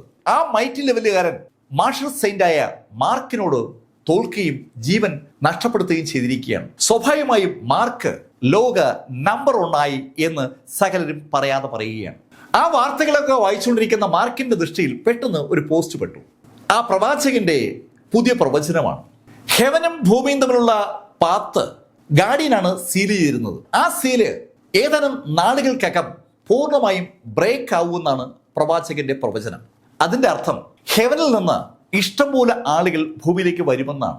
ഭൂമിയിലുള്ള ആളുകൾക്കും ഹെവനിലേക്ക് പോകാൻ ആ പാത്ത് ഉപയോഗപ്പെടുത്താൻ പറ്റും. ഒരുപാട് കാര്യങ്ങൾ സംഭവിക്കാൻ പോവുകയാണ്. സ്വാഭാവികമായിട്ടും വാർത്ത വായിക്കുന്ന ഏവർക്കും ആ ഒരു ധാരണയാണ് പെട്ടെന്ന് ഉണ്ടാവുക. മാർക്ക് ഫെല്ലർ അതിനെക്കുറിച്ച് ആലോചിച്ചുകൊണ്ടാണ് സെക്കൻഡ് മിസ്റ്റിക് വേർഡിൽ എത്തിയത്. സെക്കൻഡ് മിസ്റ്റിക് വേർഡിലേക്ക് എത്തിയ മാർക്കിന്റെ മുന്നിൽ ഇനി കുറച്ച് ദിവസങ്ങൾ കൂടിയേ ഉള്ളൂ. മാർക്ക് ജീവിതത്തിലെ ഏറ്റവും വലിയ ത്രെട്ട് ഇതാ ഫേസ് ചെയ്യാൻ പോവുകയാണ്. ആ ഫസ്റ്റ് മിസ്റ്റിക് വേർഡിൽ നിന്ന് സെക്കൻഡ് മിസ്റ്റിക് വേർഡിലേക്ക് ആ ഹയറപ്സ് വന്നു കഴിഞ്ഞാൽ അവരെ നേരിടാനുള്ള പവർ മാർക്കിന് ഇല്ല എങ്കിൽ മാർക്ക് പെട്ടത് തന്നെ. മാർക്ക് ആ കാര്യത്തെക്കുറിച്ച് ആലോചിച്ചുകൊണ്ട് സെക്കൻഡ് മിസ്റ്റിക് വേർഡിൽ മാർക്ക് സ്ഥിരമായി ധ്യാനത്തിലിരിക്കുന്ന മുറിയിലേക്ക് കടന്നു. മാർക്ക് ഇപ്പോ മിഡിൽ ലെവൽ മാർഷൽ സെയിന്റ് ആണ്. ഉടൻ ലൈറ്റ് ലെവലിലേക്ക് കടക്കാൻ ഒരു ബ്രേക്കിങ്ങിന് ശ്രമിക്കാനുള്ള സമയം യഥാർത്ഥത്തിൽ മാർക്കിനില്ല. മിഡിൽ ലെവലിൽ നിന്ന് ലൈറ്റ് ലെവലിലേക്ക് മാർക്ക് കടക്കണമെങ്കിൽ മാർക്കിന് ഒരുപാട് റിസോഴ്സസും വേണം. ആ റിസോഴ്സസുകൾ ഇപ്പോൾ സംഘടിപ്പിക്കാൻ പറ്റുന്ന സമയവുമല്ല. മാർക്ക് ധ്യാനത്തിലേക്ക് കടക്കുമ്പോൾ അതൊക്കെ മാർക്കിന്റെ മനസ്സിലുണ്ട്. ധ്യാനത്തിലേക്ക് കടന്ന മാർക്കിന്റെ സ്കിൽ സെറ്റ് വർദ്ധിപ്പിക്കാനുള്ള ശ്രമത്തിലേക്കാണ് കടന്നത്. മാർക്കിനെ ജിയാങ്ഹി 9 സീക്രട്സ് പഠിപ്പിച്ചിട്ടുണ്ട്. ആ 9 സീക്രട്സ് അനവധി ആക്ടിവിറ്റികളുടെ ഒരു സമാഹാരമാണ്. മാർക്ക് ഇപ്പോൾ ഉപയോഗിക്കുന്നത് അതിൽ ഒരു ടെക്നിക്കാണ്. അത് ലെറ്റർ ടെക്നിക്കാണ്. 9 വ്യത്യസ്ത അക്ഷരങ്ങൾ. ഓരോ അക്ഷരത്തിനും ഒരു പ്രത്യേക ഗുണമുണ്ട്. മാർക്ക് ഉപയോഗിക്കുന്ന എസ് എന്ന ലെറ്റർ മാർക്കിനെ അതിവേഗതയിൽ മൂവ് ചെയ്യാൻ സഹായിക്കുന്ന ഒന്നാണ്. ഓരോ ലെറ്ററിനും അതിനകത്ത് ഓരോ ഭാവമുണ്ട്, ഓരോ ധർമ്മമുണ്ട്. ആ ലെറ്ററുകൾ പ്രാക്ടീസ് ചെയ്യുക എന്നുള്ളതാണ് മാർക്കിന്റെ ഒരു ദൗത്യം. രണ്ടാമത്തെ ദൗത്യം 9 സീക്രട്സിലെ രണ്ടാമത്തെ സീക്രട്ടാണ്. അത് ബാറ്റിൽ ഫോർമുലകളാണ്. യുദ്ധത്തിന് ഉപയോഗിക്കുന്ന വിവിധ ഫോർമുലകൾ ആ 9 സീക്രട്സിന്റെ ഭാഗമായിട്ടുണ്ട്. അതിൽ ചിലതെങ്കിലും പ്രാക്ടീസ് ചെയ്യുക, അതാണ് മാർക്കിന്റെ സെക്കൻഡ് ടാർഗറ്റ്. ബാറ്റിൽ ഫോർമുലയിലും ലെറ്റർ ഫോർമുലയിലും മാർക്കിന്റെ സ്കിൽ സെറ്റ് മാർക്കിന് വർദ്ധിപ്പിക്കാൻ പറ്റിയാൽ ആ 8 ഹയറപ്സുമായിട്ട് ഒരു യുദ്ധം വരുമ്പോൾ മാർക്കിന് ചിലപ്പോൾ പിടിച്ചു നിൽക്കാൻ പറ്റിയേക്കും, ഇല്ലെങ്കിൽ ഒരു ശ്രമമെങ്കിലും നടത്താൻ പറ്റിയേക്കും. അങ്ങനെ ചിന്തിക്കാൻ മാർക്കിനൊരു കാരണമുണ്ട്. മാർക്കിന്റെ അച്ഛന്റെ ലൈബ്രറിയിൽ നിന്ന് മാർക്കിന് കിട്ടിയ ആ ഗ്രീൻവുഡ് ബോഡി ടെക്നിക്കാണ് മാർക്കിനെ അങ്ങനെ ചിന്തിപ്പിക്കാൻ പ്രേരിപ്പിക്കുന്നത്. മാർക്കിന്റെ ബോഡി ഇപ്പോ ശരിക്കും ശക്തമാണ്. മൈറ്റി ലെവലിലെ തുടക്കക്കാരനായ ആ ദുജോൺ കിങ്ങുമായി മാർക്ക് ഏറ്റുമുട്ടിയപ്പോൾ മാർക്ക് അത് ഉറപ്പാക്കിയതാണ്. മൈറ്റി ലെവലുകാരനും മാർക്കിന്റെ ബോഡിയിൽ ക്ഷതമേൽപ്പിക്കാൻ പറ്റില്ല. മാർക്കിനെ അറ്റാക്ക് ചെയ്യാനായി ഫസ്റ്റ് മിസ്റ്റിക് വേർഡിൽ റെഡി ആയിക്കൊണ്ടിരിക്കുന്ന ആ ഹയറപ്സുകൾ ചിലപ്പോൾ മൈറ്റി ലെവലുകാരായിരിക്കും, ചിലപ്പോൾ അവർ ആൾമൈറ്റി ലെവലുകാരായിരിക്കും. ആൾമൈറ്റി ലെവലിലല്ല അവരുള്ളതെങ്കിൽ മാർക്കിന് ഭയക്കേണ്ട കാര്യമൊന്നുമില്ല. മൈറ്റി ലെവലിൽ അവർ ഏർലി സ്റ്റേജിലോ മിഡിൽ സ്റ്റേജിലോ ലൈറ്റ് സ്റ്റേജിലോ ഒക്കെ ആകും. ഏത് സ്റ്റേജിലാണെങ്കിലും ഒന്ന് പിടിച്ചു നിൽക്കാൻ മാർക്കിന് പറ്റിയേക്കും. അങ്ങനെ പിടിച്ചു നിൽക്കാൻ സ്കിൽ സെറ്റ് വർദ്ധിപ്പിക്കാനും വേഗത വർദ്ധിപ്പിക്കാനുമായി ആ ദിവസങ്ങൾ ഉപയോഗിക്കാൻ മാർക്ക് തീരുമാനിച്ചു. ഈ സമയത്തും മാർക്കിന്റെ കയ്യിൽ ആ ടോറസിന്റെ ആ ജാറുണ്ട്. ജാറിൽ ഇപ്പോഴും ഡിവൈൻ സെൻസുകൾ ബാക്കിയുണ്ട്. മാർക്ക് ആ ജാർ ഒന്ന് പുറത്തെടുത്ത് അതൊന്ന് നോക്കിയതിനു ശേഷം അത് തിരിച്ചു വെച്ചു. മാർക്കിന്റെ കയ്യിൽ കുറേയേറെ സാധനങ്ങളുണ്ട്. അതൊക്കെ സമയാസമയങ്ങളിൽ ഉപയോഗിക്കാമെന്ന് കരുതി മാർക്ക് ആ ലെറ്റർ ഫോർമുലയിലേക്ക് കടന്നു. വേഗത വർദ്ധിപ്പിക്കാനും അതുപോലെ മാർക്കിന്റെ പവർ വർദ്ധിപ്പിക്കാനുമുള്ള കപ്പാസിറ്റിയുള്ള ലെറ്ററുകളാണ് ജിയാങ്ഹി മാർക്കിനെ പഠിപ്പിച്ചിരിക്കുന്നത്. ഓരോ ലെറ്ററിനും അതിൻ്റെതായ ശൈലിയിൽ ഒരുപാട് പ്രത്യേകതകളുണ്ട്. അത് പഠിച്ചെടുക്കുക എന്ന് പറഞ്ഞാൽ അതത്ര എളുപ്പവുമല്ല. മാർക്കിനെ മറ്റുള്ളവരിൽ നിന്ന് മാറ്റി നിർത്തുന്ന ഒരു സംഭവം ഒരു സാധനം പഠിക്കാനുള്ള വേഗതയാണ്. ഒരു ഫൈറ്റ് നടക്കുമ്പോൾ തന്നെ എതിരാളി ഉപയോഗിക്കുന്ന ടെക്നിക്ക് പെട്ടെന്ന് പഠിച്ചെടുക്കാൻ മാർക്കിന് പറ്റും. ഈ പർപ്പിൾ ലോട്ടസ് ടെക്നിക്ക് പൗലിയം മാസ്റ്റർ മാർക്കിനെ പഠിപ്പിച്ചതല്ല, മാർക്ക് കണ്ടുപിടിച്ചതാണ്. അങ്ങനെ അനവധി കാര്യങ്ങൾ മാർക്കിന്റെ ലൈഫിലുണ്ട്. മാർക്ക് ആ ലെറ്റർ ഫോർമുല സാവധാനം പഠിച്ചു തുടങ്ങിയാണ്. മാർക്ക് ഫെല്ലർ ധ്യാനത്തിലായിരിക്കുന്ന ആ സമയത്ത് സെക്കൻഡ് മിസ്റ്റിക് വേർഡിലുള്ള സീസർ അവിടെ നിന്ന് നേരെ ക്വിൻഡ് സിറ്റിയിലെത്തി. ക്വിൻഡ് സിറ്റിയിൽ ഡിവൈൻ ആൽക്കമിസ്റ്റ് പവലിയനിലെത്തിയ സീസർ പൗലി മാസ്റ്ററെ അടുത്തേക്ക് വന്നു. സീസറെ കണ്ടപ്പോൾ പൗലി മാസ്റ്റർക്ക് ശരിക്കും അതിശയം. ഏയ് ലോർഡ് സീസർ, അങ്ങെന്താ ഇങ്ങോട്ട് വന്നത്? ഇവാന, ഞാൻ മാർക്കിനെ കുറിച്ച് ആലോചിച്ചപ്പോൾ ഇങ്ങോട്ട് വന്നുപോയതാണ്. സീസർ, അങ്ങ് എന്താ ഉദ്ദേശിക്കുന്നത്? ഏയ് ഇവാന, നീയും മാർക്കിനെ കുറിച്ച് ആലോചിക്കുകയാണെന്ന് എനിക്കറിയാം. അതുകൊണ്ട് ആ ചോദ്യത്തിൽ വലിയ അർത്ഥമില്ല. നമുക്ക് മാർക്കിനെ രക്ഷിക്കാൻ എന്ത് ചെയ്യാൻ പറ്റും? ശരിക്കും പൗലിയം മാസ്റ്ററും ഈ കഴിഞ്ഞ ദിവസങ്ങളിൽ ആ കാര്യത്തെക്കുറിച്ചാണ് ആലോചിക്കുന്നത്. ഫസ്റ്റ് മിസ്റ്റിക് വേർഡിൽ നിന്ന് സെക്കൻഡ് മിസ്റ്റിക് വേർഡിലേക്കുള്ള ആ സീല് തകർക്കപ്പെടുന്നതോടുകൂടി ആ ഹയറപ്സുകൾ ഇപ്പുറത്തെത്തും. അവിടെ എത്തിയാൽ പിന്നെ അവരും മാർക്ക് എന്നുള്ള ഫൈറ്റ് അനിവാര്യമാണ്. ആ ഫൈറ്റിൽ മാർക്ക് കൊല്ലപ്പെടാനുള്ള സർവ്വ സാധ്യതയുമുണ്ട്. എങ്ങനെ അത് ഒഴിവാക്കാം? അതിനെക്കുറിച്ച് പൗലിയം മാസ്റ്റർ ആലോചിച്ചുകൊണ്ടിരിക്കുമ്പോഴാണ് യഥാർത്ഥത്തിൽ സീസർ അവിടേക്ക് വരുന്നത്. സീസറും പൗലിയം മാസ്റ്ററും കൂടി വിവിധ മാർഗങ്ങൾ ആലോചിച്ചു തുടങ്ങി. പൗലിയം മാസ്റ്റർ സീസറോട് ചോദിച്ചു, മാർക്കിപ്പോ സെക്കൻഡ് ലെവൽ മാർഷൽ സെയിന്റ് ആണ്. സെക്കൻഡ് ലെവൽ മാർഷൽ സെയിന്റ് ആയ മാർക്കിന് ഈ ഹൈറപ്സിനൊക്കെ നേരിടാൻ പറ്റില്ലേ? ഏയ് യുവാന, ഞാനും സെക്കൻഡ് ലെവൽ മാർഷൽ സെയിന്റ് ആണ്. ഞാൻ ഇന്നലെയോ സെക്കൻഡ് ലെവലിൽ എത്തിയതല്ല, ഒരുപാട് കാലങ്ങളായി. മാർക്ക് ഇപ്പോൾ അങ്ങോട്ട് സെക്കൻഡ് ലെവൽ എത്തിയിട്ടേ ഉള്ളൂ. സെക്കൻഡ് ലെവൽ മാർഷൽ സെയിന്റുകൾക്ക് കഴിയുന്നത് എന്താണെന്ന് എനിക്ക് നന്നായിട്ട് അറിയാം. ഞാൻ ലേറ്റ് ലെവൽ മാർഷൽ സെയിന്റായ ഗൂഷീഷിന്റെ ഫൈറ്റ് കണ്ടിട്ടുള്ളതാണ്. ഗൂഷീഷിന്റെ ശേഷിയെക്കുറിച്ച് എനിക്ക് നല്ല ധാരണയുമുണ്ട്. അങ്ങനെ സീസർ പറഞ്ഞതും പൗലോമാസ്റ്റർ സീസറോട് ചോദിച്ചു, അല്ല സീസറെ, ആ ഗൂഷീഷിനെ മാർക്ക് കൊന്നത്? ഏയ് യുവാന, മാർഷൽ സെയിന്റുകളിൽ പല ലെവലുണ്ടെങ്കിലും ആ ലെവലിലുള്ള ആളുകളെ തോൽപ്പിക്കാൻ ചിലപ്പോൾ ടാലന്റ് ഉണ്ടെങ്കിൽ പറ്റും. പക്ഷെ അതുപോലെയല്ല നെക്സ്റ്റ് ലെവലുള്ള ഒരാളെ തോൽപ്പിക്കുക എന്നുള്ളത്. അപ്പൊ പിന്നെ ആ ദുജോൺ കിങ്ങിനെ മാർക്ക് കൊന്നതോ? പൗലോമാസ്റ്റർക്ക് പിന്നെ ചോദ്യമുണ്ട്. ഏയ് യുവാന, നിനക്ക് ആ ചോദ്യത്തിന്റെ ഉത്തരം അറിയാം. ആ ഡുജോൺ യഥാർത്ഥത്തിൽ ഒരു മാർഷൽ സെയിന്റ് എന്നേ പറയാൻ കഴിയും. അയാൾ മൈറ്റി ലെവലിലേക്ക് ബ്രേക്ക് ചെയ്തെങ്കിലും ആ ലെവലിൽ അയാൾക്ക് ശരിക്കും എസ്റ്റാബ്ലിഷ് ചെയ്യാൻ കഴിയുന്നതിന് മുന്നെയാണ് അയാൾ മാർക്കുമായി ഫൈറ്റ് ചെയ്തത്. അയാളും ഗൂഷീഷും തമ്മിൽ വലിയ വ്യത്യാസം ഉണ്ടായിരുന്നില്ല എന്നാണ് സത്യം. അതുമാത്രമല്ല, ആ ദുജോണിന് വളരെ കുറച്ച് സ്പെല്ലുകളെ അറിയാമായിരുന്നുള്ളൂ. ആ കാര്യം പൗലോമാസ്റ്റർക്കും തോന്നിയിട്ടുണ്ട്. അന്ന് മാർക്ക് ഫെല്ലറുമായി ഈ ദുജോൺ കിങ് ഏറ്റുമുട്ടുന്ന സമയത്ത് അയാളുടെ കയ്യിൽ ലിമിറ്റഡ് സ്പെല്ലുകളെ ഉണ്ടായിരുന്നുള്ളൂ. ഈ 50 കൊല്ലം അയാൾ ഒറ്റയ്ക്ക് ഏകാന്തവാസത്തിലായിരുന്ന സമയത്ത് ഒരുപാട് പുതിയ സ്പെല്ലുകൾ പ്രാക്ടീസ് ചെയ്യാൻ അയാൾക്ക് അവസരം കിട്ടിയനെ ആ സ്പെല്ലുകളെ കുറിച്ച് അറിഞ്ഞിരുന്നെങ്കിൽ. പക്ഷെ അയാളുടെ യഥാർത്ഥത്തിൽ ഒളിച്ചു താമസിക്കായിരുന്നു. ഹെവനിലേക്കുള്ള പാത തുറക്കപ്പെട്ടതിന് ശേഷം മാത്രമേ അയാൾ പുറത്തു വരുമെന്ന് തീരുമാനിച്ചിട്ട് അയാൾ ഒളിച്ചിരുന്നതാണ്. ഇപ്പോൾ ഹെവനിലേക്കുള്ള പാത തുറക്കാൻ പോകുന്നെന്ന് അറിഞ്ഞപ്പോഴാണ് യഥാർത്ഥത്തിൽ അയാൾ മൈറ്റി ഫിഗറായി ബ്രേക്ക് ചെയ്തതും അവിടുന്ന് ചാടി പുറത്തിറങ്ങിയതും. അത് അയാളുടെ അന്ത്യത്തിൽ കലാശിക്കുകയും ചെയ്തു. പൗലോമാസ്റ്ററിന് ഏകദേശ ധാരണ ആ വിഷയത്തെക്കുറിച്ചുണ്ട്. പൗലോമാസ്റ്ററും സീസറും കൂടി ശരിക്കും കാര്യമായി ആലോചിക്കുകയാണ് എങ്ങനെ മാർക്ക് ഫെല്ലറെ രക്ഷിക്കാം. ആ ആലോചന തുടങ്ങിയതിനു ശേഷം ദിവസങ്ങൾ അങ്ങനെ അതിവേഗം പോവുകയാണ്. പെട്ടെന്നാണ് ഒരു 6 ദിവസം കടന്നുപോയത്. 6 ദിവസമായപ്പോൾ മാർക്ക് ഫെല്ലർ ബാറ്റിൽ ഫോർമുലയിലും അതുപോലെ വേർഡ് ഫോർമുലയിലും അത്യാവശ്യം കപ്പാസിറ്റി നേടിയെന്ന് തോന്നിയതും മാർക്ക് കണ്ണു തുറന്നു. മാർക്ക് ശരിക്കും മനസ്സുകൊണ്ട് ആ ലെറ്ററുകൾ പ്രാക്ടീസ് ചെയ്യായിരുന്നു. മാർക്കിന് ഇപ്പോൾ ഒരു കോൺഫിഡൻസ് കൂടിയിട്ടുണ്ട്. ആ മുറിയിൽ നിന്ന് പുറത്തിറങ്ങിയ മാർക്ക് ഫെല്ലർ സെക്കൻഡ് മിസ്റ്റിക് വേർഡിന്റെ ബൗണ്ടറി കൂടി അങ്ങനെ നടക്കുകയാണ്. ആ ബൗണ്ടറിയിൽ എവിടെയോ ഫസ്റ്റ് മിസ്റ്റിക് വേർഡിലേക്ക് കടക്കാനുള്ള ഒരു സ്ഥലമുണ്ട്. ആ സ്ഥലം അത് ഏതാണെന്ന് കണ്ടുപിടിക്കാൻ വേണ്ടിയാണ് മാർക്ക് അങ്ങനെ നടക്കുന്നത്. മാർക്ക് എങ്ങനെ സസൂക്ഷ്മം ആ സ്ഥലങ്ങൾ നിരീക്ഷിച്ച് വരുമ്പോൾ ഒരു സ്ഥലത്ത് വന്നപ്പോൾ ഒരു ഹോള് മാർക്ക് കണ്ടു. ഏകദേശം 7 സെന്റിമീറ്ററോളം ഗ്യാപ്പിൽ സെക്കൻഡ് മിസ്റ്റിക് വേർഡിൽ ഒരു ഹോള് കാണുകയാണ്.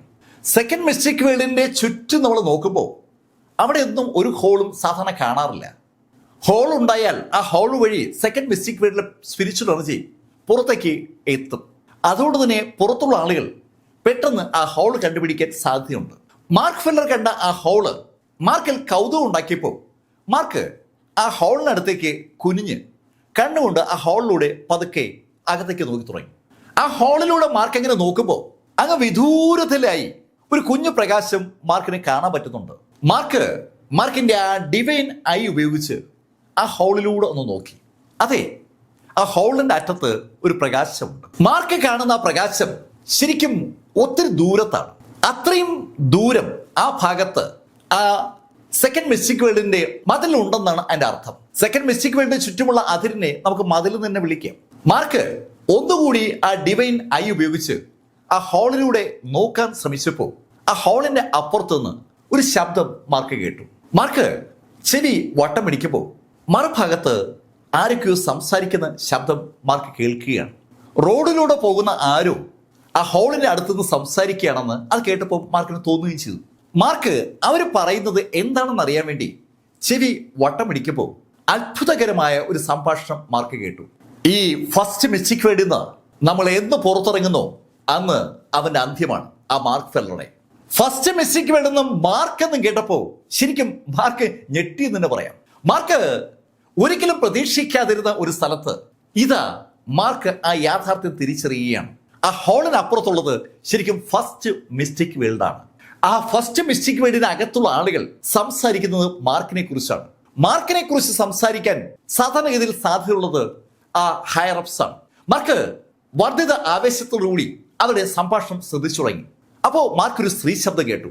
പുറത്തിറങ്ങിയാൽ അന്ന് ഞാൻ അവന്റെ തല വലിച്ചു കീറും. അവനെ കൊല്ലാൻ എന്റെ കൈ ഇങ്ങനെ തരിക്കുകയാണ്. ആ സ്ത്രീ അത് പറഞ്ഞതും മറ്റൊരു ശബ്ദം, ഏയ് നിനക്ക് മാത്രമല്ല നമുക്ക് എല്ലാവർക്കും ആ തരിപ്പുണ്ട്. നമ്മൾ ഇതുപോലെ അപമാനിച്ചിട്ടുള്ള ഒരാൾ ഈ ഭൂമിയിൽ വേറെ ഉണ്ടായിട്ടുണ്ടാവില്ല. അവനെ കൊല്ലുകയല്ലാതെ വേറെ മാർഗമില്ല. അങ്ങനെ ആ രണ്ടാമത്തെ ശബ്ദം പറഞ്ഞതും മറ്റൊരു ശബ്ദം മാർക്ക് കേട്ടു. ഇനി എത്ര ദിവസം കൂടി വേണ്ടിവരും ഈ ഹോളൊന്നും വലുതാകാൻ? മറുഭാഗത്തു നിന്ന് ആ ശബ്ദത്തിന് മറുപടി പറയുന്നത് മാർക്ക് കേട്ടു. പരമാവധി ഒരാഴ്ച, കൂടിപ്പോയ 10 ദിവസം, അതിനപ്പുറം വേണ്ടി വരത്തില്ല. അവര് പറയുന്ന ആ വാക്കുകളിൽ എല്ലാം ഉണ്ട്. ഒരാഴ്ചക്കുള്ളിൽ ആ ഹോള് വലുതാകുമെന്നും ആ ഹോളിലൂടെ ആ 8 ഹൈറപ്സിനും സെക്കൻഡ് മിസ്റ്റിക് വേൾഡിലേക്ക് കടക്കാൻ പറ്റുമെന്നാണ് അവർ പറയുന്നത്. പരമാവധി 10 ദിവസം എടുക്കും ആ ഹോള് വലുതാകാനെന്ന് ഒരാൾ പറഞ്ഞതും കുറച്ച് മുഴക്കമുള്ള ശബ്ദം മാർക്ക് കേട്ടു. ഏയ് അതൊന്നും വേണ്ടിവരില്ല. ഈ ഹോള് 3 ദിവസത്തിനകം നമുക്ക് കടക്കാൻ പറ്റുന്ന ശൈലിയിൽ വലുതാകും, എനിക്ക് ഉറപ്പാണ്. ആ മുഴക്കമുള്ള ശബ്ദം കേൾക്കുമ്പോൾ തന്നെ അറിയാം അത് ആ ടീമിന്റെ ലീഡറുടെ ശബ്ദമാണെന്ന്. ആ ലീഡറുടെ ശബ്ദം കേട്ടതും മാർക്കിന് ഒരു കൗതുകം തോന്നി. മാർക്ക് ആ ഹോളിലേക്ക് വാ വെച്ചിട്ട് ഒരു ചിരി അങ്ങ് ചിരിച്ചു. ശരിക്കും ഹോളിലൂടെയുള്ള മാർക്കിന്റെ പൊട്ടിച്ചിരി അലകൾ ഉണ്ടാക്കിക്കൊണ്ട് ആ ഹോളിനകത്തൂടി മറുഭാഗത്ത് എത്തിയപ്പോൾ മറുഭാഗത്ത് ആ ഹോളിനടുത്ത് നിന്ന് സംസാരിച്ചുകൊണ്ടുന്ന ആ 8 സംഘം ഒന്ന് ഞെട്ടി. ഒരു നിമിഷം സകലരും വിരണ്ടു എന്ന് പറയാം. അടുത്ത നിമിഷത്തിൽ അവരുടെ ശബ്ദം മാർക്ക് കേട്ടു. ആരാ ആരാ? ഏയ് നിങ്ങൾ എന്താ വിവേകമാണ് കാണിക്കുന്നത്?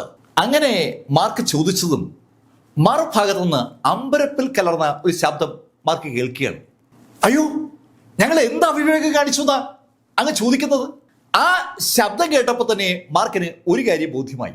അപ്പുറത്തുള്ള ആ ഹയർ അപ്സുകൾ മാർക്കിന്റെ ആ ശബ്ദത്തിൽ വിരണ്ടു പോയിരിക്കുകയാണ്. മാർക്ക് ഒന്ന് ചിരിച്ചു. ഏയ് ഞാൻ ആരെന്ന് അറിഞ്ഞിട്ടാണോ നിങ്ങൾ ഈ സംസാരിക്കുന്നത്? അല്ല ഞങ്ങൾക്ക് അറിയില്ല. അങ്ങ് ആരാണ്? ഞാനോ? ഞാൻ നിങ്ങളുടെ ആൻസസ്റ്റർ ആണ്. അയ്യോ ക്ഷമിക്കണം, ഞങ്ങൾ എന്തെങ്കിലും തെറ്റായി പറഞ്ഞിട്ടുണ്ടെങ്കിൽ ഞങ്ങളോട് ക്ഷമിക്കണം. ആ ഹയറപ്സുകളുടെ പിതാമഹന്മാരിൽപ്പെട്ട ആരോ ഒരാളാണ് മറുഭാഗത്ത് നിന്ന് അവരോട് സംസാരിക്കുന്നതെന്ന് അവർക്ക് ഒരു ധാരണ കിട്ടിയതും ആ 8 ഹയറപ്സിന്റെയും ശബ്ദത്തിൽ ശരിക്കും ഇടർച്ച വന്നു തുടങ്ങി. അവർ ഓരോരുത്തരായി മാർക്കിനോട് മാപ്പ് പറഞ്ഞു. ആ മാപ്പ് പറച്ചിൽ കഴിഞ്ഞതും മാർക്ക് അവരോട് ചോദിച്ചു, നിങ്ങളിപ്പോൾ ചെയ്തുകൊണ്ടിരിക്കുന്ന കാര്യത്തിന്റെ കുഴപ്പങ്ങളെ കുറിച്ച് നിങ്ങൾക്ക് അറിയാവോ? മാർക്ക് ആ ചോദ്യം ചോദിച്ചതും മറുഭാഗത്തുള്ള ആളുകൾ ഒരു നിമിഷം ഒന്ന് നിശബ്ദരായി. ആൻഡ് സിസ്റ്റർ, ദയവായി ഞങ്ങളോട് കാര്യം വ്യക്തമാക്കണം. ഞങ്ങൾ ചെയ്ത ഏത് കാര്യമാണ് കുഴപ്പമായി മാറിയത്? ഏയ് നിങ്ങൾക്ക് ആ മാർക്ക് ഫെല്ലർ ആരാണെന്ന് അറിയാവോ?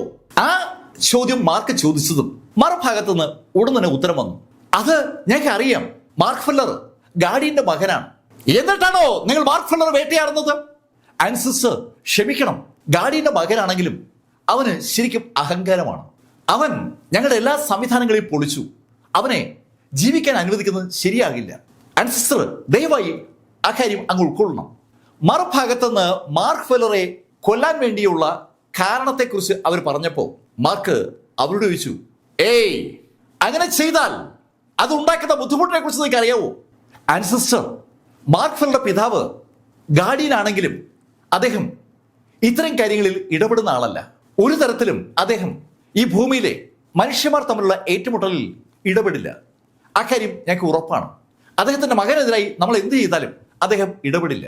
അങ്ങനെ അവർ പറഞ്ഞതും മാർക്ക് ഫെല്ലർ ഒരിക്കൽ കൂടി ചോദിച്ചു, ഏയ് ഞാൻ യഥാർത്ഥത്തിൽ ആരാണെന്ന് നിങ്ങൾക്ക് അറിയാവോ? അല്ല അങ്ങ് ഞങ്ങളുടെ ആൻസസ്റ്റർ അല്ലേ? ഞാൻ നിങ്ങളുടെ ആൻസസ്റ്റർ ഒന്നുമല്ല, ഞാൻ നിന്റെയൊക്കെ അച്ഛനാണ്. അച്ഛനോ? അതെ, നിന്റെയൊക്കെ അച്ഛനാണോ ഞാൻ? മറുഭാഗത്തുനിന്ന് അങ്ങനെ ഒരു വാക്ക് കേട്ടപ്പോൾ ആ 8 ഹൈറപ്സിനും ഒരു അമ്പരപ്പുണ്ട്.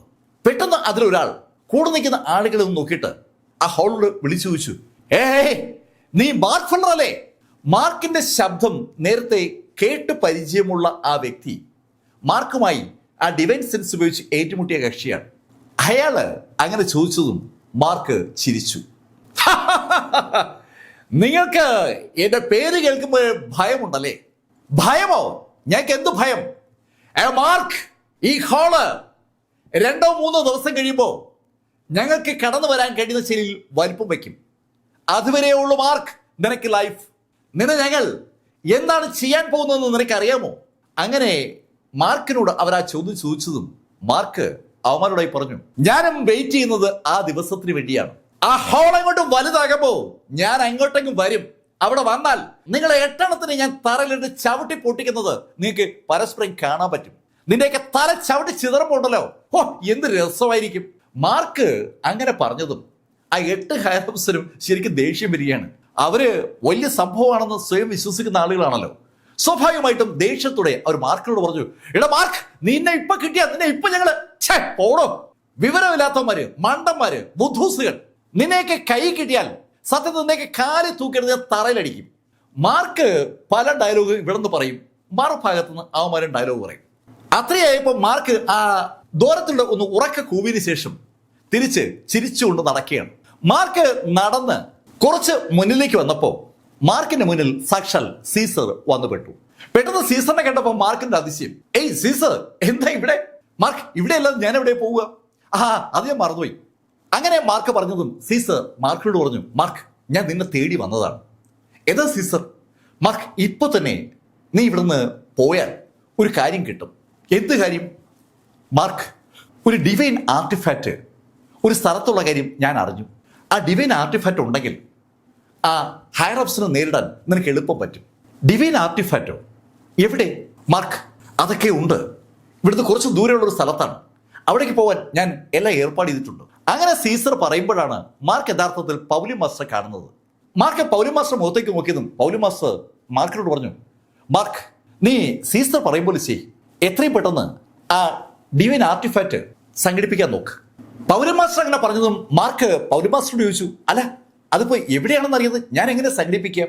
അതിന് മറുപടി പറഞ്ഞത് പൗലി മാസ്റ്റർ അല്ല, സീസറാണ്.